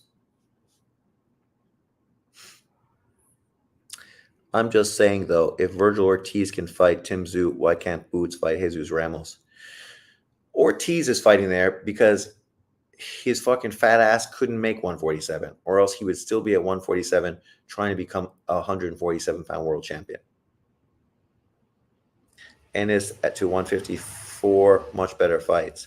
At least Ennis isn't protected like Gary Antoine Russell. I don't think Gary's protected. I think fucking the PBC just doesn't fucking promote fighters like him because there's no money to be made. Slow down. Why are you protecting him from better fights? I'm protecting Boots? Come on. Boots should fight the Cobbs, Broner's winner. Big step up for Boots. It's a shit fight. He'll beat the winner of that, but that's a fight that should be made for sure, right? Because that's the kind of fight Bud Crawford didn't get a chance to have because PBC blackballed him. Usyk was excellent, better than I thought it would be. Real sweet science. It was a great fight, eh? But at one point, it really looked like Fury was going to fucking take over in a big way, man. He was fucking really putting his punches together. Jesus Ramos at 154, Boots at 147. Don't be disingenuous. Ramos won that. Ramos didn't win because he didn't throw enough punches. Even he said that. I think he should have won if he would have been more active, but it's his fault. He fucking dropped the ball on a fighter he should have destroyed. Hollow Ninja says PBC stands for Prevent Bud Crawford. That's a fact. That's a fact. Thank you very much, Hollow Ninja. Machado said Petraza said he had a rehydration clause. He gave an interview a few years later. Really? Fucking Tank Davis's whole career has been nothing but a fucking rehydration clause. Imagine that. That's why he's fought so many dudes coming up in weight from 122 to 126. I ain't hating, but if this was anybody else with this going on, we know what would be happening. Look at Canelo when he had Canelo weight. How does beating Alexis Rocha all of a sudden make you a masterful wizard? Yeah, I don't think it does. Boots comes in fights in good shape, but he is a weight bully. It's not that he's a weight bully. He just can make weight. I mean, in boxing, that's what everybody does, right? Now Ryan Garcia needs to fight Broner or Cobb winner. That's true. That's a big fight. Oh God, Ennis versus Broner Ortiz. Boxing fans first, not fan first. Woulda, coulda, shoulda. Grievous says, what happened to Liverpool, Sean? Well, Grievous, Liverpool didn't make Champions League last year, and this year they ended up number 3. So, ha ha ha. They don't spend nearly as much money as fucking Arsenal or Man City spent.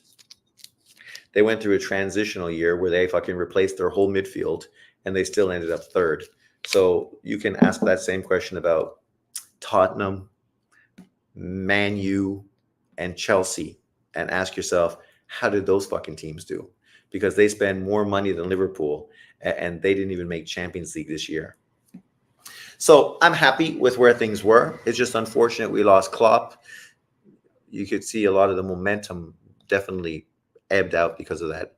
Weight bully like a mofo. Jag says, gifted 5 Sean on boxing memberships. Jag, you're a good egg. Don't let anyone tell you anything different. What's the undisputed heavyweight champion of the world? Who? Usyk.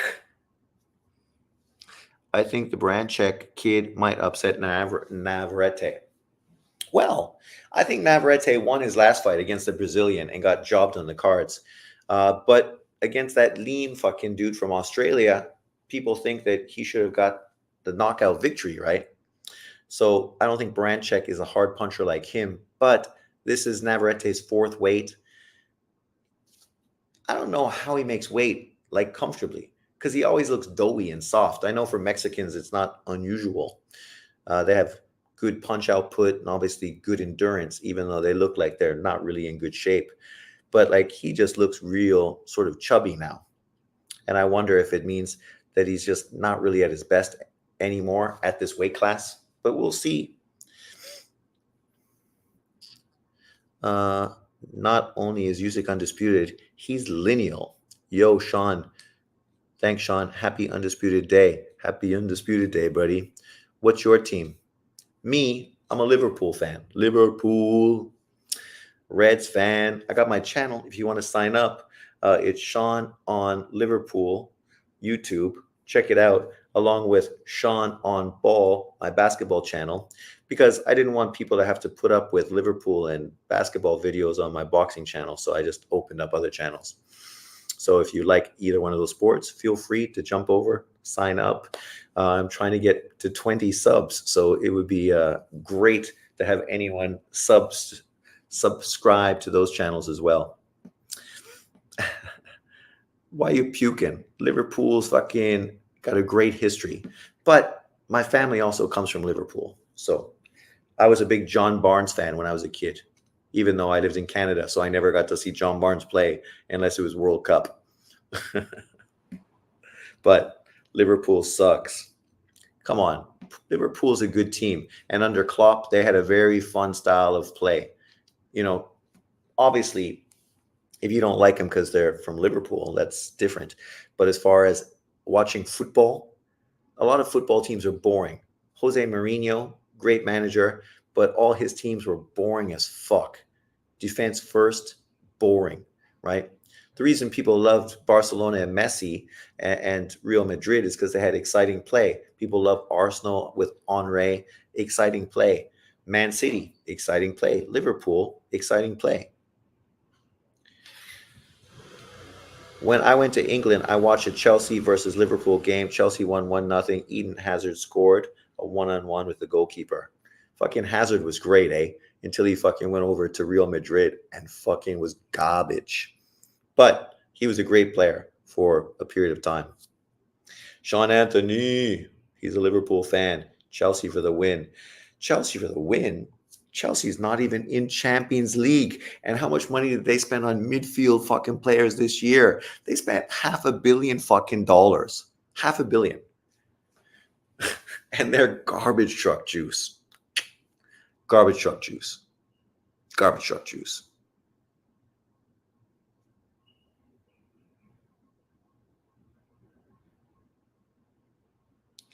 Well, Usyk's going to fight Fury next in the rematch. Hollow Ninja says, what the fuck? Why is Spence ranked number 2 in the WBC at 154, Sean? Because sanctioning bodies are a cancer to boxing. And that's why I hope the great Turkey Alishik, if you're listening, my man, give me a super chat. But get rid of these sanctioning bodies because they're just fucking up everything. Like, look at Jay Opatai today. Had to fight to earn the IBF title.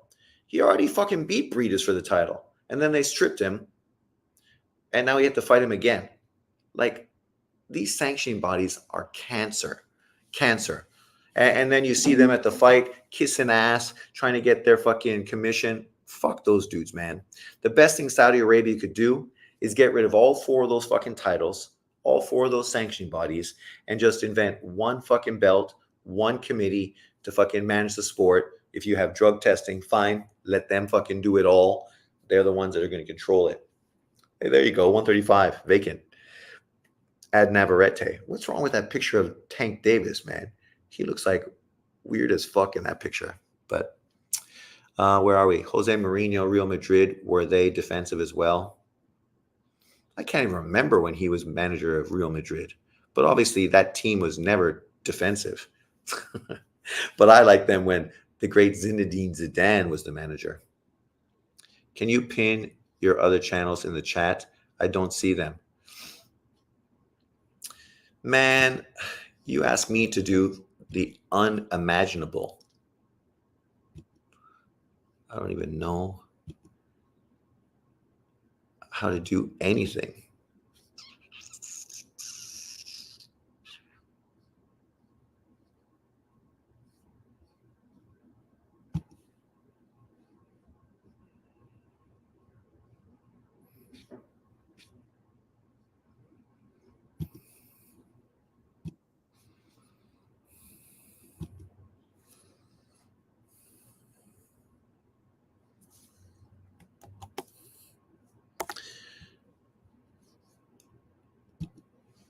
I'm not really computer literate, so what do I do? Command C?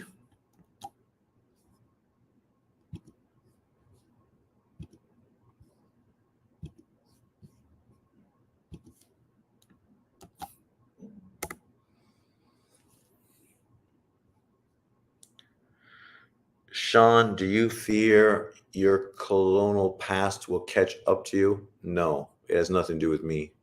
Machado, we got to squash the beef. I was surprised that Joe Cordina got stopped by that guy. Fuck, man, he looked terrible. Sean on basketball is your other channel. Yep. There's one of it. One of it. Let me find the other one.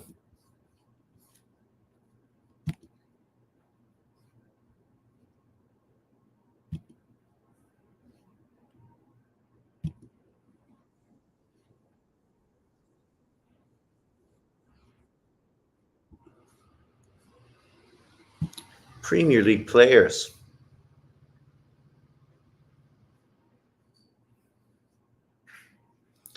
Huh? Using computers is much easier when you can see. View your channel. Okay, I see it. Ding, ding. Command C. Command V. There we go. These are the two. One is football, talking about how great Liverpool is. Not just Liverpool, but mostly Liverpool. A little bit of Messi, because Messi's taken over the US.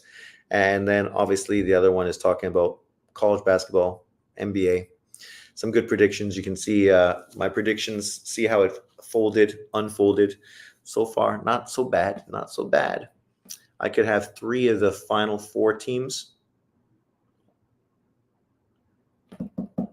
Well, actually, I could have all of them. Did the Knicks win yesterday? Knicks didn't win, right? So I could still have Denver, Dallas, Boston, and Indiana, which are the teams I picked.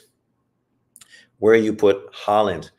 Holland was good, but, you know, what I said last year when people were so critical to Liverpool's great, exciting striker, Nunez, and compared him to Holland, it's a little unfair, right? Because Holland has a great team around him, had a great midfielder, and obviously was new to the league, so people didn't know how to defend him, and he did great. Nunez, the team was in turmoil, didn't have a fucking good midfield, had lots of injuries, and obviously then he got suspended for a headbutt or whatever he did, and obviously that doesn't set him up for greatness. But I still would take Nunez over Holland. He's a way more exciting player. You know, I just prefer to watch him play. Not that he's better, but, you know, Holland is very clinical in front of the net. So you got to give him praise for that for sure.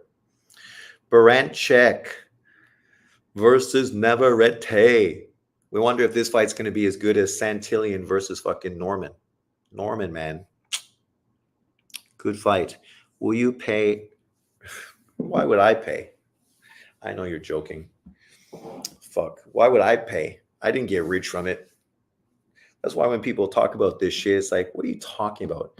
90% of white people fucking are as poor as everybody else. Actually, the Asians fucking have all the money. Well, the Jews and the Asians, right? And now blacks are taking over because of sports fucking paydays and how much fucking dudes get paid to play sports. You think about all those great sports players from the past that didn't get paid the exorbitant amounts of money that players get today. They fucking must just kick themselves in their ass that they were born in a whole different fucking generation. Random question. You ever collected trading cards? I did when I was young. Baseball, basketball, a lot of hockey, obviously. But I don't know. I think my grandparents threw all that shit out with my comic books and my books and all the great stuff I had that, were collectibles. Just CDs as well. I had some good CDs and been through it a few times. And that shit just, people throw shit out too fast, man. Throw shit out too fast. I need a few trading cards so I can put it on my bicycle just to give it that motorcycle sound when I ride to school. Navarrete, Mexican gunslinger. He's fun, right? Like you think about guys like him, Munguia, and others. They're great for the sport of boxing because they're never in an uninteresting fight. Sure, their cap is limited. They're never going to become Hall of Famers. They're not the best fighters in boxing. They're not pound for pound greats. But they're entertaining fighters that never fucking fail to deliver, right? And that's why they're going to continue to get showcased because they continue put on great performances. Haaland is a giant, but what happened this year? He's really disappointed. Man City's so good, they don't really need him to dominate. But yeah, so what do we think? Arsenal or Man City going to win tonight? I'm hoping Arsenal wins just because, fuck, man. We need fucking Man City, the cheat motherfuckers that they are, winning again. Like, in truth, their team should be suspended and kicked down 2 divisions for all the fucking cheating that they've done. Same, I had some trading cards. I never had those kind of trading cards. I worked in a group home in Vancouver, and that's when all Pokemon and all that stuff was really big. And one of my coworkers, he collected and played with the kids and played all those games because that's what the kids were doing. But I'm from a different generation, so never really had that. You still have Playboys, though? Of course we had Playboys, but I prefer Hustler myself. I prefer that close up. Even though I had Playboy with Vanessa Williams, man, Vanessa Williams was a fine looking girl, fine looking woman. Who did I see recently that reminded me of Vanessa Williams? Looks just fucking like her. A TV show, a movie, somebody I saw. I live in fucking Asia, so it can't be somebody in Taiwan. But Vanessa Williams was fine. Rick Fox was a lucky motherfucker. Not only did he get paid huge amounts of money to play in the NBA on the Lakers, but he also got to fuck Vanessa Williams on the regular. And still he dropped the ball and got divorced. I found out the first booster box went for 100,000 K at an auction. Fuck me. Will Clark was my favorite baseball player when I was a kid. Will Clark. I like Barry Bonds. If we go before that, obviously, before that was Reggie Jackson, Mr. October, even though I was never a Yankees fan. But I've been a fan of plenty of players, but never really supported teams. But I like Bonds. Bonds was the man. I love 40-40 guys. I love athletic dudes that just are that next level. 40 home runs, 120 RBIs, 300 hitter, 40 stolen bases. Somebody that can do everything. 5-tool player. But that's the same with basketball, boxing, soccer, football. I just like dudes that are super athletic but have the skill set as well. Boxer punchers, right? So the fight's off. Let's see what the little Ukrainian does. Is he going to make this the official Ukrainian birthday, or is he going to be beat and allow Navarrete to become a 4-weight world champion? And then people still say Lomachenko's ducking Shakur and Tank Davis if he fights Navarrete, even though he's a 4-weight world champion.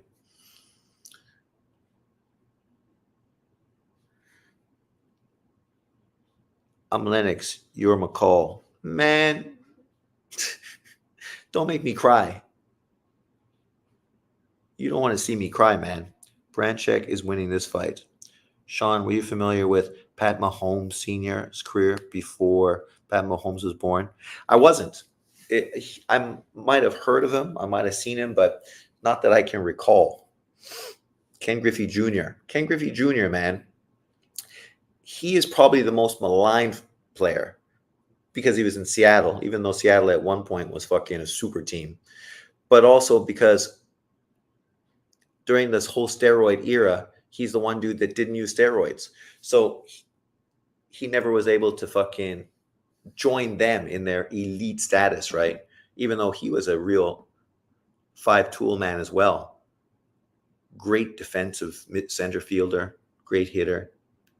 I remember his dad.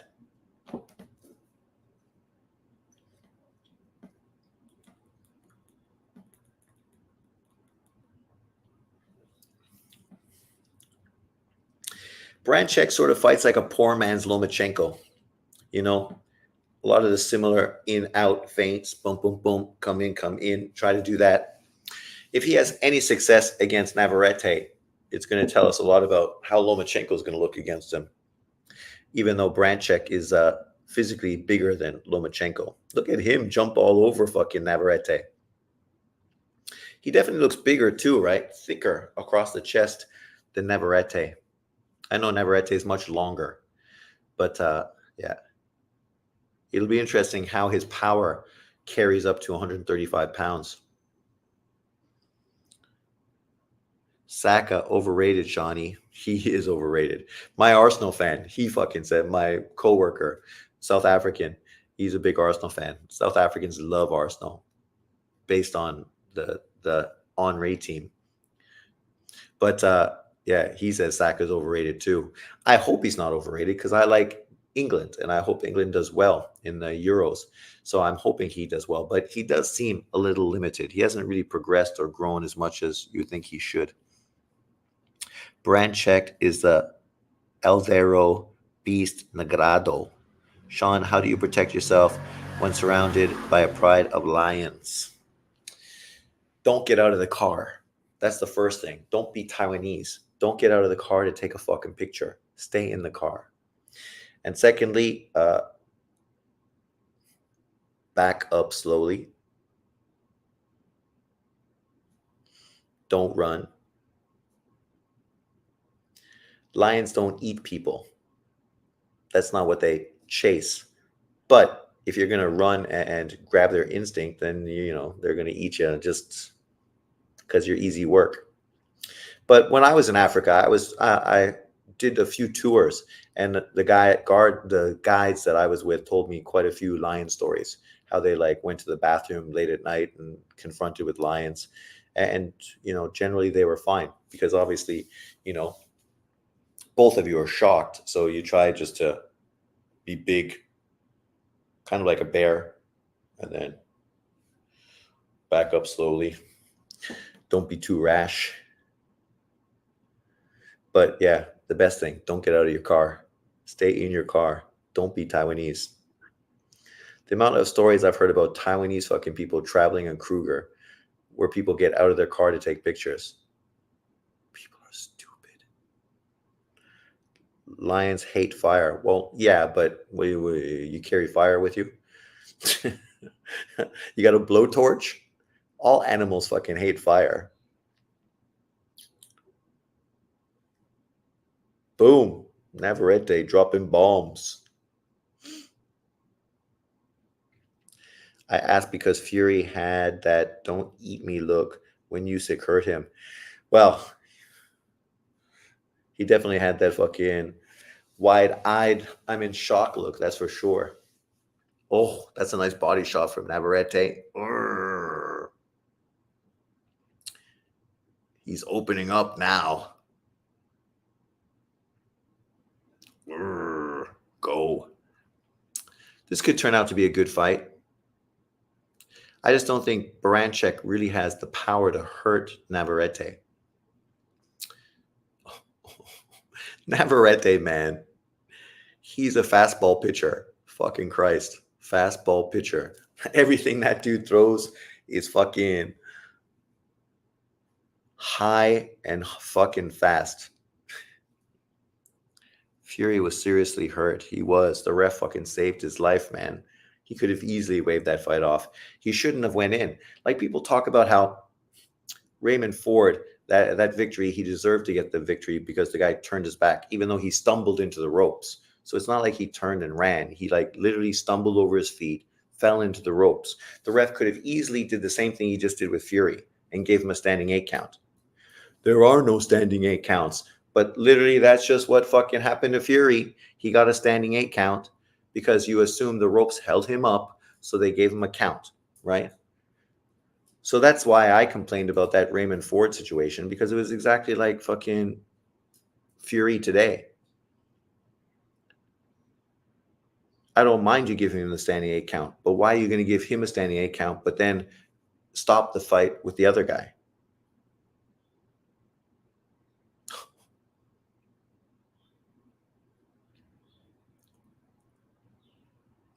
These dudes are fucking throwing. Where are we? The little big eye middleweight can't hurt me. Yeah. The Usyk hesitated to throw the finishing shot when he saw the look he could have thrown. Thoughts on Bellingham? Bellingham is fucking a goat. He's fucking great.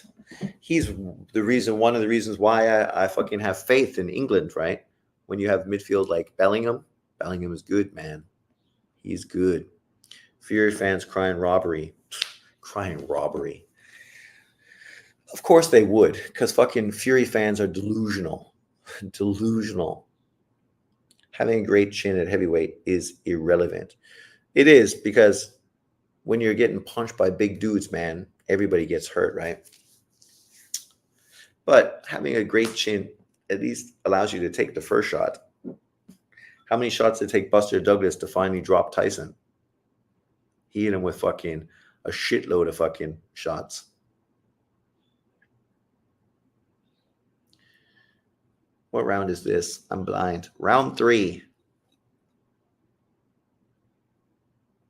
Look at that uppercut. Whoa. I'm going to throw this shot from 1.5 miles away. And I know you see it coming, but see if you can get out of the way.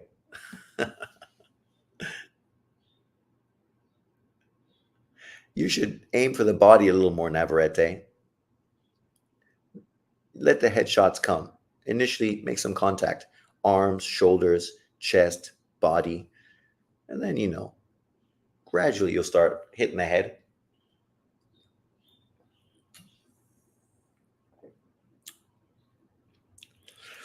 The only problem, if this kid wins, Baranchek, Lomachenko won't fight him because they're countrymen, right? So then chances are maybe Shakur will get him, and then maybe they can make the Tank Davis-Lomachenko fight.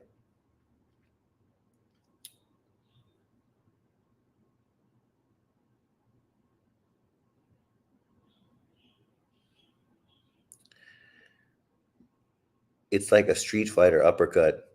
Yes, I know the game. Olaf the Gypsy groupies with MIA. Then he came to the stream I was on, cuss out everybody and say, see you after the fight when Fury wins. Shh. Fury doesn't have a terrible boxing style. Come on. For a heavyweight, he's fucking smooth, man. Some of the shots he was throwing today, the long, quick jab, the short uppercut, the nice little fucking shovel punch to the gut. He looked good. The problem is he's such a fucking clown that he does too much bullshit, too much fucking this kind of shit, right? It's going to be a bad week for Greedy Belly. Yes, it is. If Navarrete wins, he's food for everyone at that weight. Probably. Fury's Hob looked super quick today. His hands, you mean? Missed me with Fury's boxing style. I hate it. Well, that's fine. Everybody has styles they prefer. I'm not a fan of Usyk or Fury, but for a big dude like him, he's smooth, man. Smooth. Like, compare him to these guys. These dudes aren't technically as good as Fury. Nowhere fucking close. Well, especially Navarrete. Fury has great ring generalship and showmanship.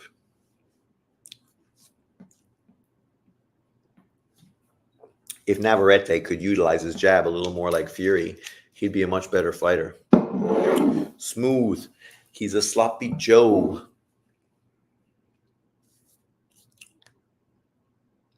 Tempura. Good mattress. Lily's finally coming downstairs. She thinks it's lunchtime. It is lunchtime, but she's like lazy upstairs, sleeping on the bed, chilling. AC turned on.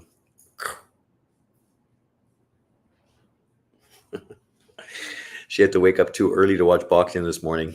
She didn't have to come downstairs, but dogs. Monkey see, monkey do.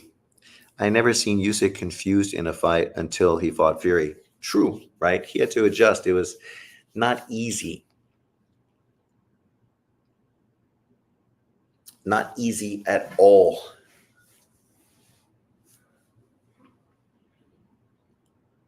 I'd like to see that Joe Parker versus Ajit Kabial fight. That'd be a good fight. And Daniel Dubois versus what's his face? The Croatian kid. That should be good. Usyk is tough style for any heavyweight. He is. Hi, baby. Go. Come on. No. Too many pillows in your way. What are you doing?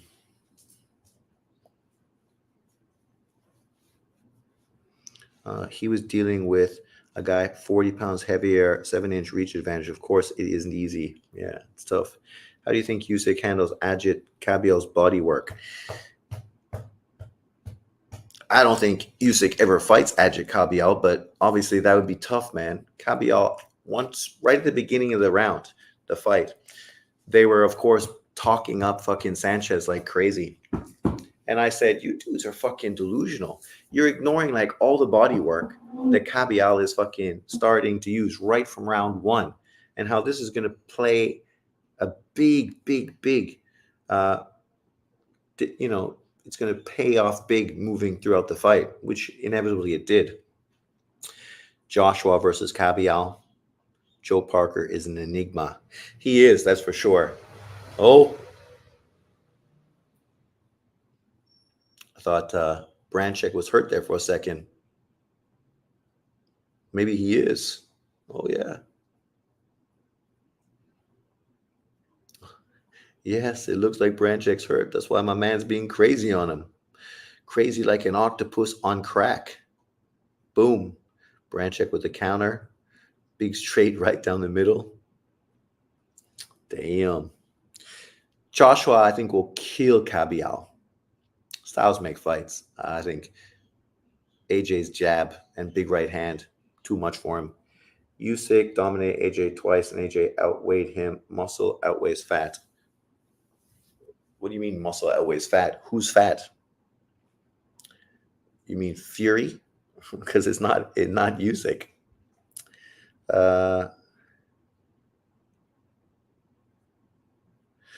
A get battered old Frank. He did.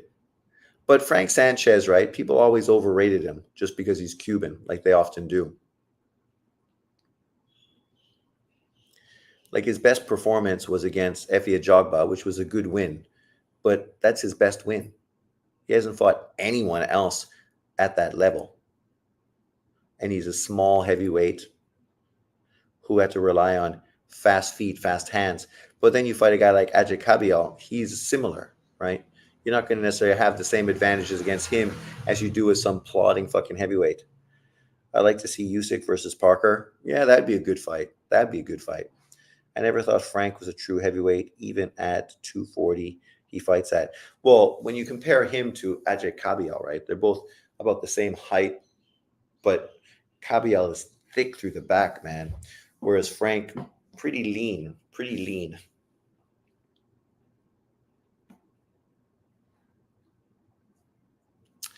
I have to go out soon and do my PPT. I hate PPTs. I should plug my fucking computer in just so it doesn't crap out when I go to the Family Mart.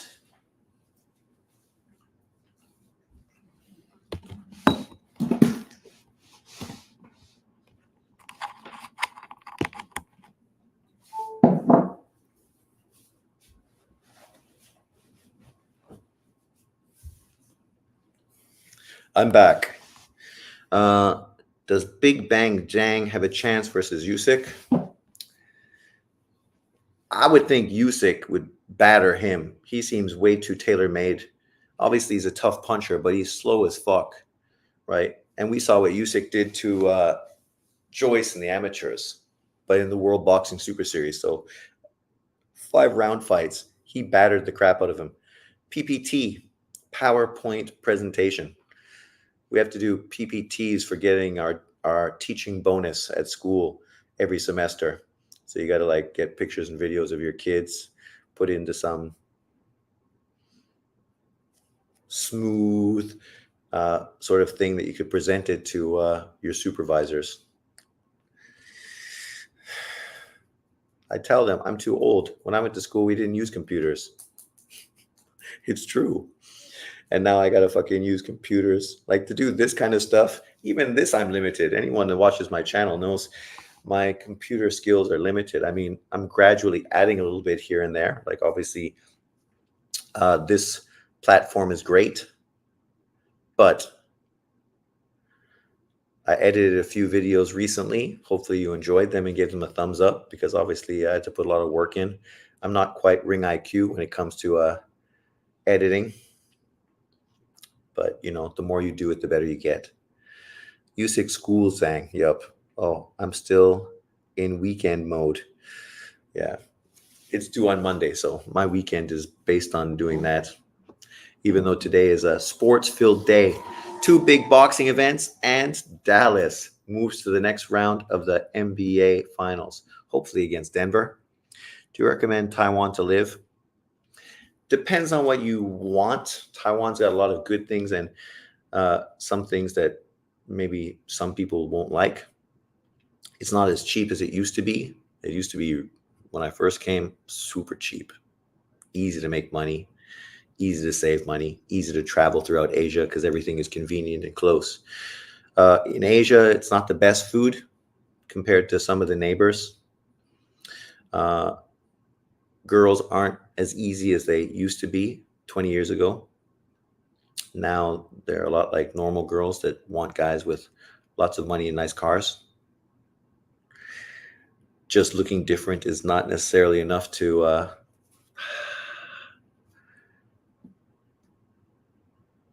shock and awe them. Easy to find work as a teacher. It's become much more westernized now, yes, but mostly Taipei. If you live in Taipei, it's obviously much more English around, far more westernized.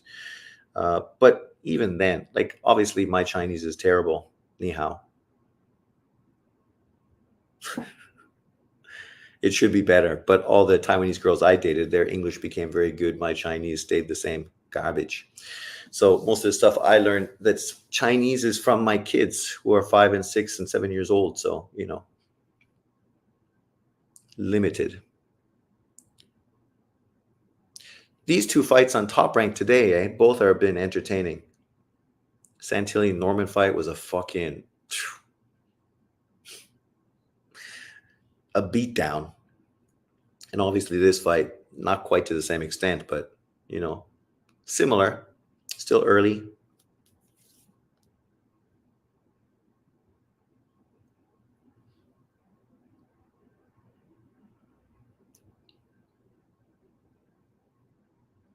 But yeah, Taiwan is good. There's lots of good reasons to live here. It's easy. People generally are nice and friendly. The drivers are crazy and fucking shit. But once you get them out of cars, then they're nice. Just in cars where they're fucking run you over as soon as they look at you.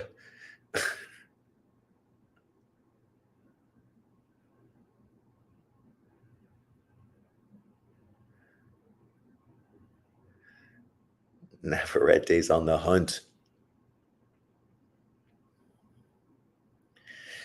I knew this fight was going to be a bit ugly. I was watching some brand check fights yesterday and the day before, and I'm like, he's not a very fun fighter to watch.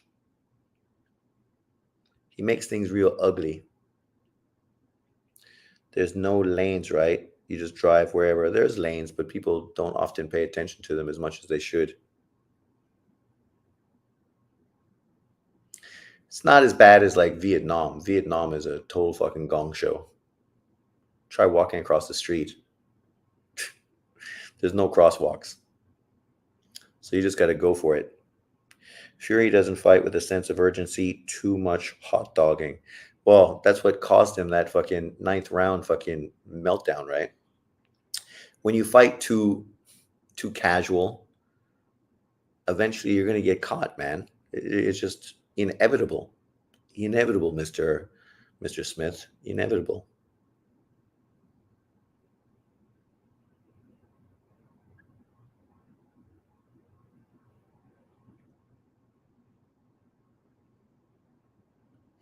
That's a big body shot.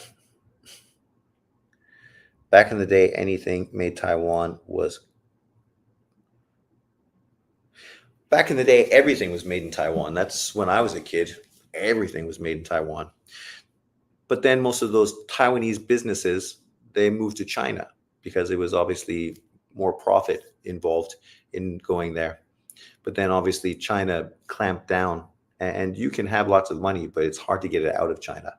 So then a lot of those businesses then went to Vietnam and to different countries outside of China. But it's still owned by Taiwanese, the same people that ran the companies back in Taiwan years and years ago.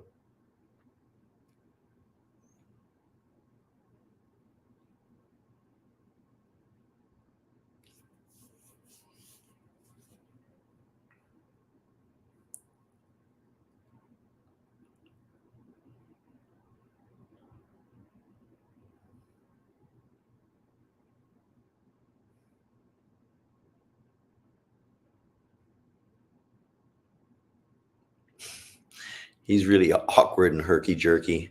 The food really sucks. It's not that it sucks. There's a lot of good food, but it's not like Chinese food that you know as Chinese food. Most of that comes from China. Then even Hong Kong is different, right? There's many different regions and different type of Chinese food. Uh, do you eat insects in Taiwan? No, that's mostly Thailand. And then you can eat baby chickens in the egg in fucking Philippines.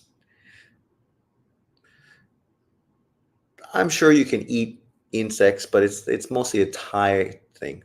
Maybe Vietnam and Laos, not so much in Taiwan anymore.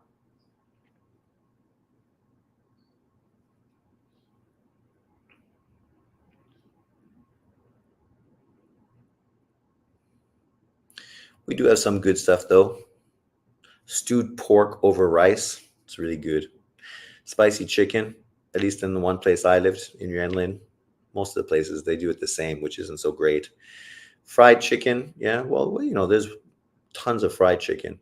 They knock off fucking KFC, so there's like KLP and ABC, and you know, it's not great food like Vietnam. Have you been to Nan Trang in Vietnam?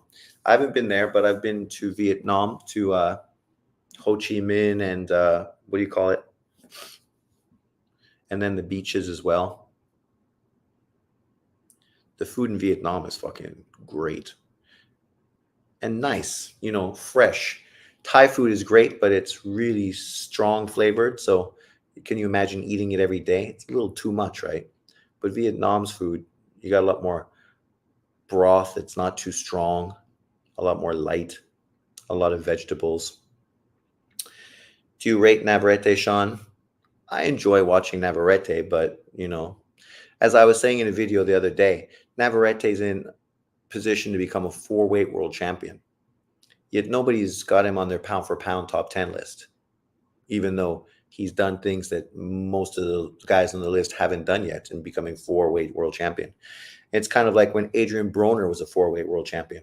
People knew he was a four-weight world champion, but he didn't beat the other champions. He didn't unify titles. He didn't face the best guys available to him at the weight class.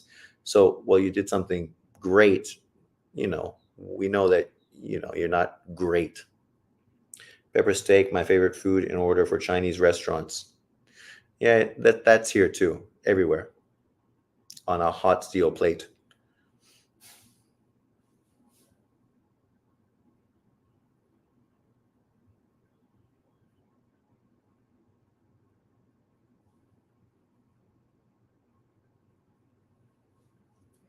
The worst thing about Taiwan is the Western food. You get like Middle Eastern food, Greek food, Italian food. It's super expensive, but the quality is not great. Not great. So it's like, man, you're going to charge me that much money for something that's not even nearly as good as I can get super cheap in Canada. And Canada, food's expensive, but you can buy pasta fucking for not so much money. Greek food, depending on which place you go. I can't believe there's been no knockdowns. I'm not surprised because Navarrete's in his fourth weight division, so we're kind of wondering what kind of power he'd have at this weight. And Baranchek's never been a big knockout puncher, so 8-2. You got Baranchek winning 8-0. Shut up. Shut your mouth. Is Thailand the ladyboy capital? For sure. For sure. Either Thailand or the Philippines. One of the two. But yeah, it's definitely ladyboy capital. Thailand, you fucking can throw a rock and you're going to hit a fucking ladyboy. Literally. Literally.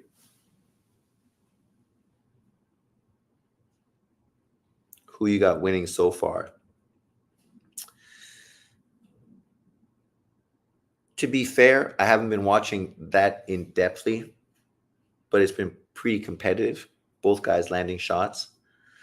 I don't see any guy that's really dominating.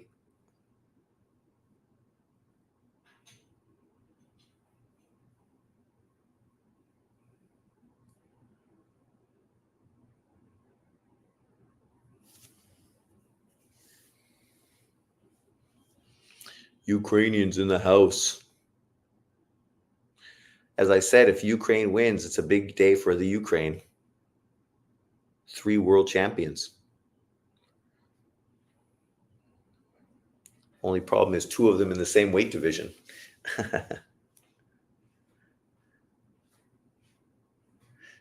I might be favoring Branchek, actually, up until this point.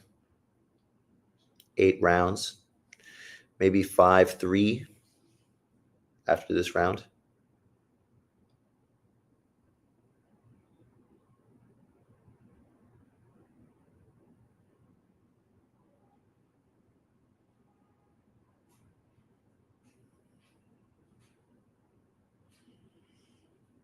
Top Rank wants fucking Navarrete to win. Asia has a million dialogues. You mean languages?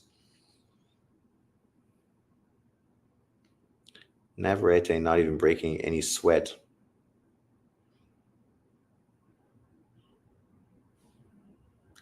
Navarrete got to keep throwing that left to that body. That shot's fucking money.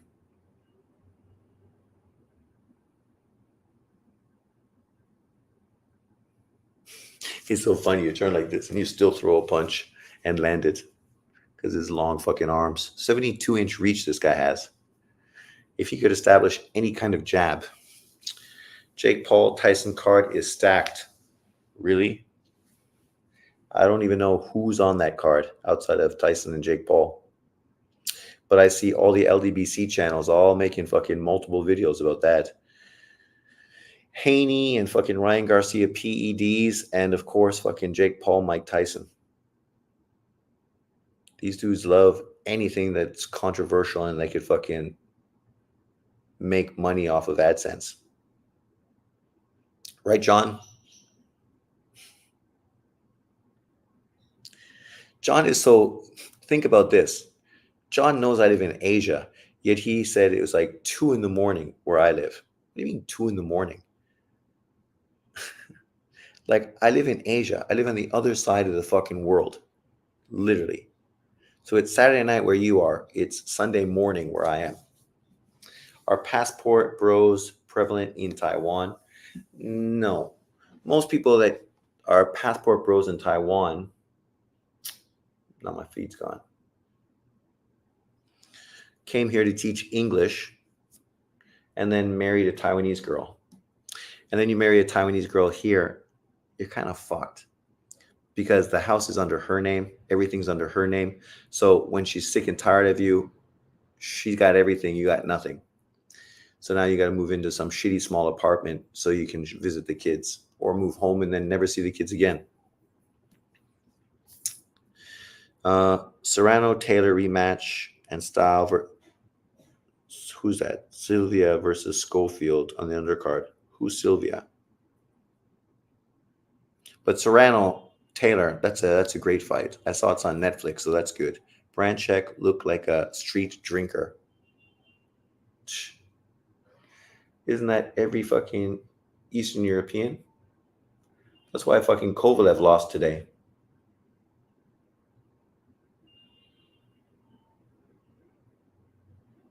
Come on. Give me the fight.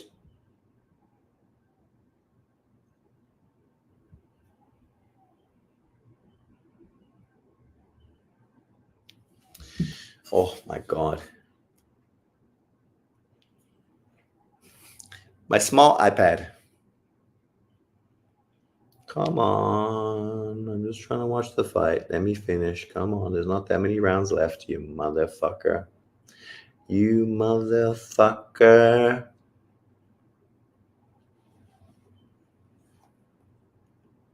Oh.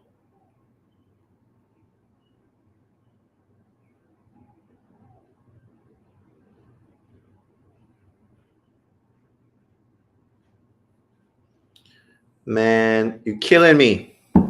Who's winning? What did I miss? I heard Josh Taylor is an alcoholic. Ward really ruined Kovalev. Well, I think Kovalev did that to himself. Losing to Ward just was the cherry on top. I heard Spence likes a tipple. What's a tipple? Is that a drink?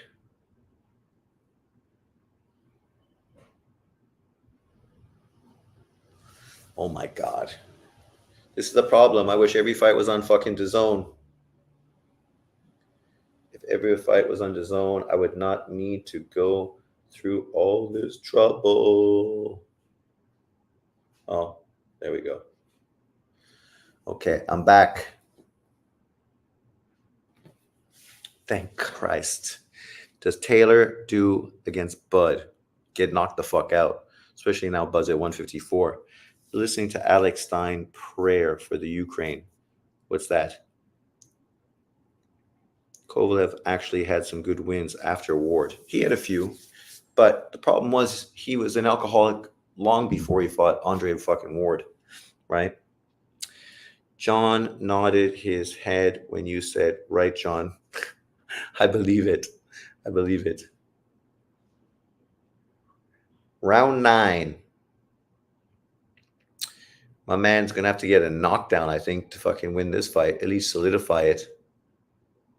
Because otherwise, I think it's way too close.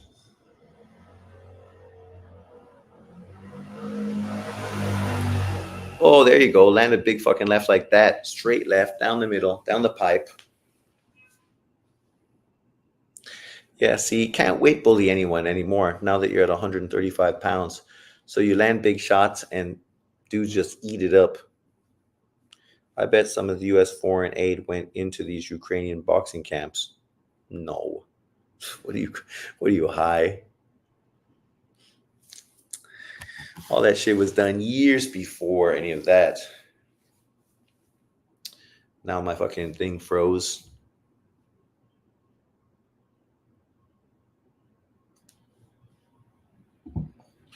Driving me mental.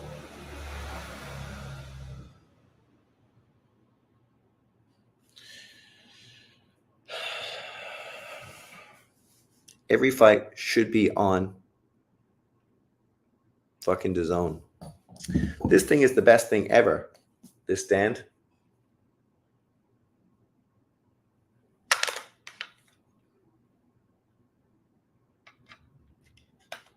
Just magnets. That thing is dynamite. But unfortunately, I still can't watch the fight, even though my fucking stand is excellent. Can you vote in the election over there? No, I would need to give up my Canadian passport and get a Taiwanese passport to do that. And there's no fucking way that's happening, especially with China invading. I got to be able to jump on one of those Canadian planes Trudeau won't send to rescue my ass. Espinosa and Ramirez give Inouye work. Dude, you would say your mother gives Inouye work. You'd be right. Because she does, apparently, from what I've heard. Fuck. Ramirez, he better just get back in the ring with Espinosa. I thought he was getting a rematch. What happened with that? That didn't quite work out so well. Espinosa is scheduled to fight some other dude that I've never heard of coming up sometime soon near a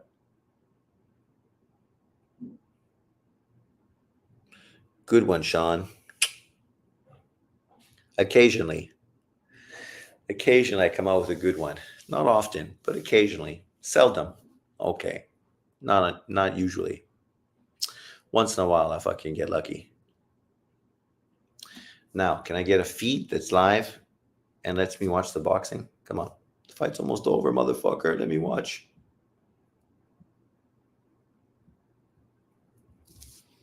Come on. Tap, tap, tap, tap, tap. What's this? Okay, I got it. What round? Round 10? What did I miss? What happened in Navarrete? Headbutt? Poked in the eye? Kicked in the nuts?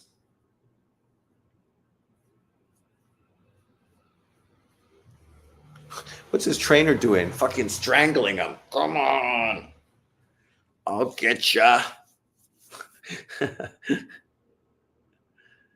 Fucking trainer strangling him.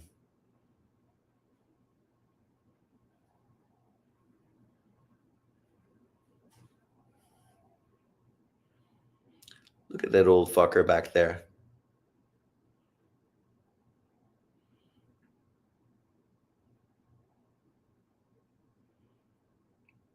So, who do you guys think is winning? Who's up on your card? Who do you got in front? Who's going to go on to fight Lomachenko for unification? Let me know. Come on, Navarrete. Stop whining about your eye. You already have one. You only need one. Just one. One's good. I can see well enough. Oh, this eye's better. Okay, let's use this one. Round 11. Oh, Baranchek. Baranchek's a dirty fucking prick, eh? You can tell with those fucking jail tats he's got on his fucking tits.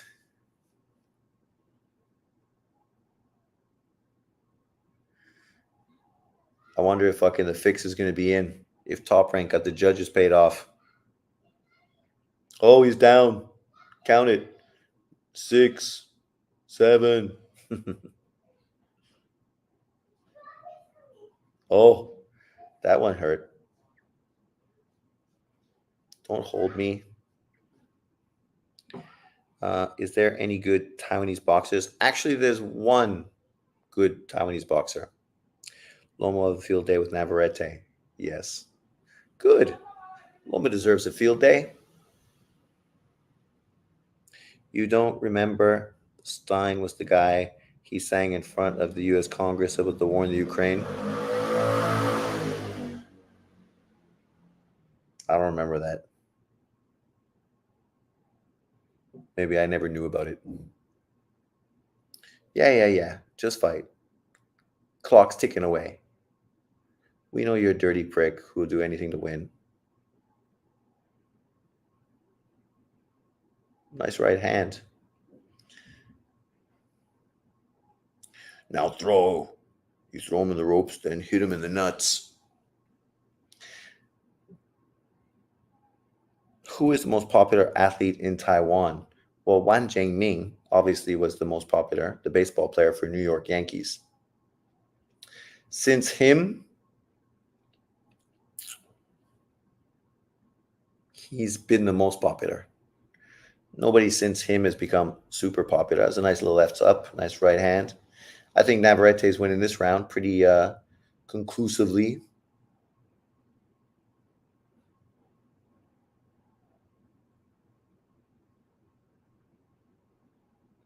You missed nada. You mean I didn't miss anything? Or is nada a Taiwanese baseball player? Doesn't sound like a Chinese name, but could be the Japanese influence.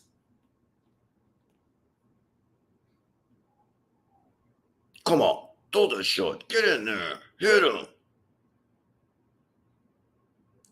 Now what? Oh my God. Fucking these refs, man. They got to get the fuck out of the play. Dudes, man.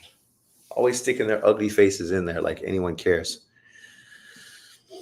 I don't know who this fighter is, though. Somebody won like a Olympic medal in the last Olympics from Taiwan. As far as pro, I'm not sure. I'm not sure. Obviously, Taiwan has lots of badminton and maybe a few golfers. You're starting to look like a Taiwanese, Sean. That's racist. John Boxing's going to hear you, and he's going to fucking close your channel for being a racist. See, that's why I can't be racist. Actually, people said this well before I got old. When I went to school, elementary school, people said I had Chinese eyes back then. I don't know. This is normal. I don't know Chinese eyes. What am I supposed to have? Big fucking eyes that walk around like this, like I'm shell shocked. I just have eyes. I don't know if they're Chinese or not, but now I can't see, so that my eyes are a little more squinty than normal. Round 12. Come on, Navarrete. Finish with a flurry. Oh, they got Navarrete winning by a little bit, eh? If he wins this round on the unofficial scorecard, he will be the new WBO 135-pound world champion. Keep that output going. There you go. Land those shots. Keep it going. Both these guys got great motors, though, eh?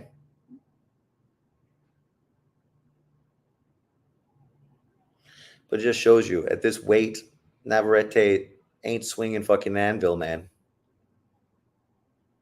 Throw. You moved him. Now throw.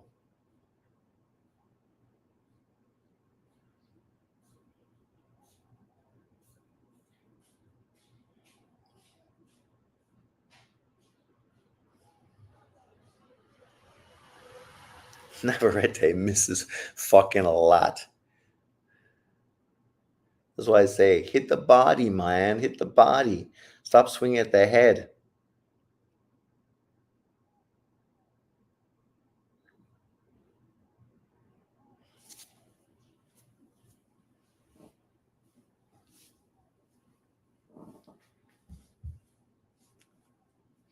Of course, John's going to say, how come people don't hold Navarrete to the same criticism they hold Tank Davis to?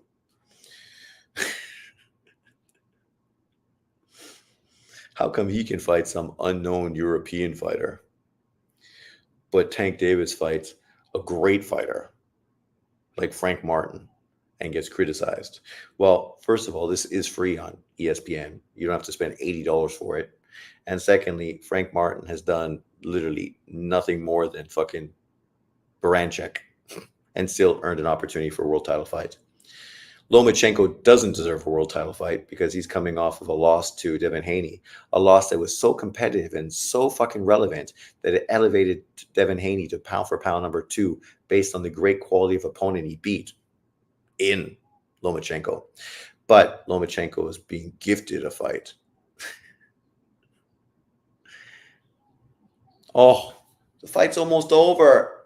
Why you do this to me now?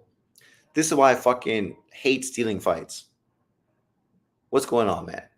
Just put shit on the zone. Everything should be on the zone. You guys gonna have to tell me because I'm sick of fucking looking for this shit, so I'm not looking anymore. I assume that whoa.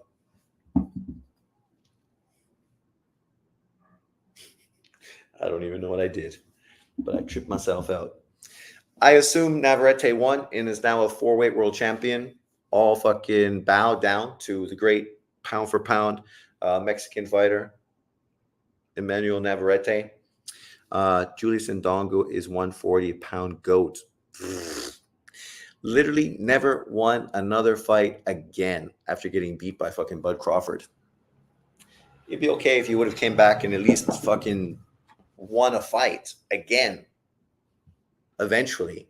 But he never won a fight again. That dude just went on to lose every single fucking fight he ever was in.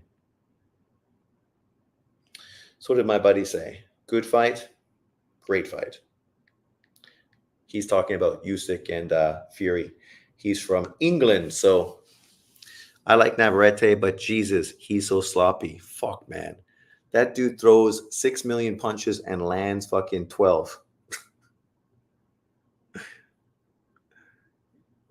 I ain't even making that shit up. So where's these other comments? Who's leaving me comments in the comment section?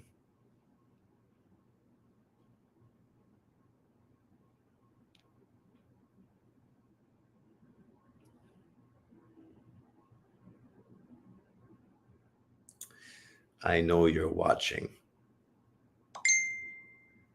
What's this?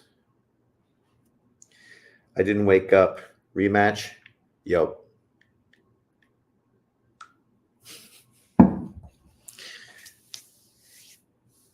So, anybody tell me who won? What's the final result? Who's the champion?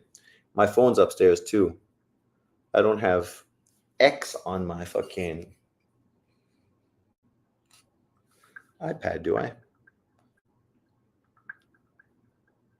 Oh, I do. Now what?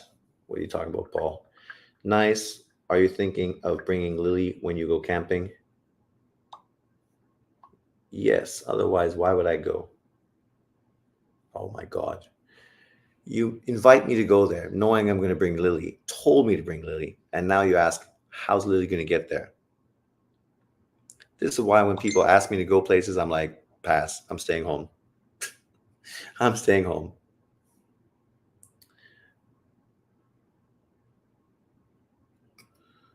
If my big bike fixed, I still can't bring a fucking dog on it.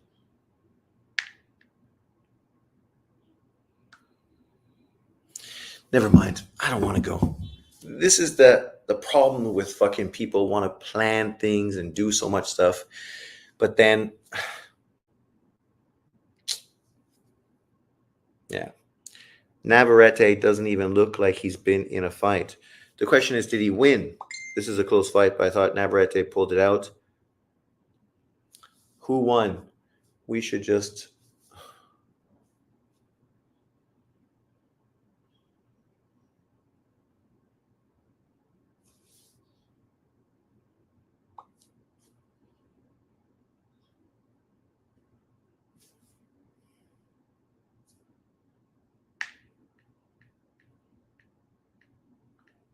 Should be.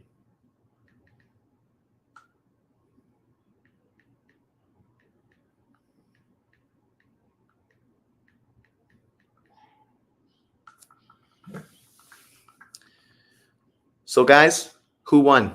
Let me know. Hit me up. Tell me. What's the good news or the bad news? Is Navarrete now pound for pound top 10? Calm down, John. I'm just joking. It's an hour drive. Not sure about Steve yet, but if he's in, then it'll be a lot easier. Yes.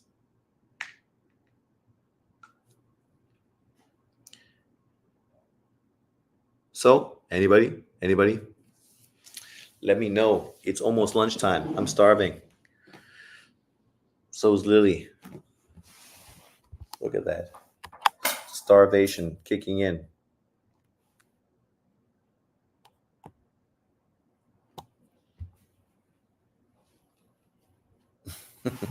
It's a tough life. It's a tough life. It's a dog's life. When you hear the score, tell me. I'm all bated breath.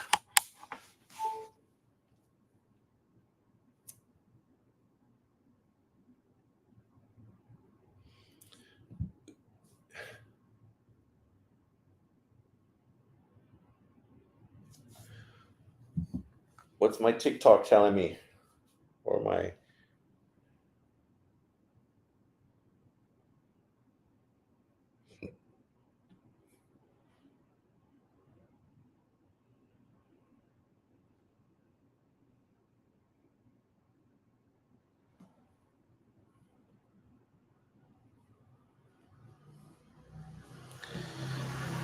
I just won money on Branchek. Did Branchek win?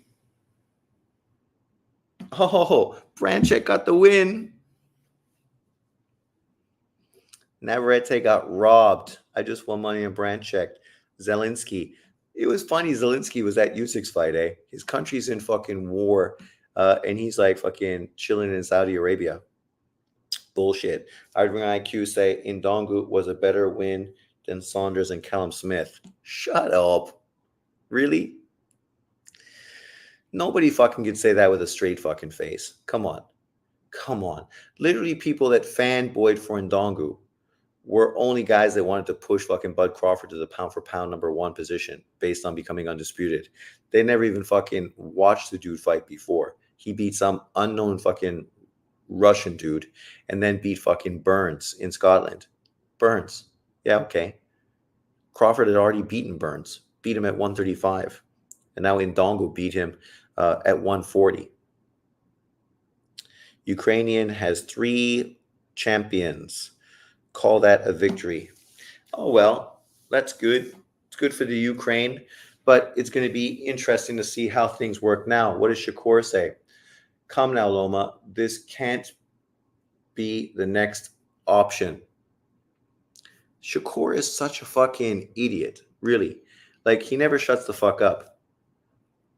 Like, obviously, Lomachenko is not going to fight his countryman. That's probably 100% fucking guaranteed that isn't going to happen. But there's still fucking Tank Davis, who's a way bigger fucking money fight than Shakur Stevenson.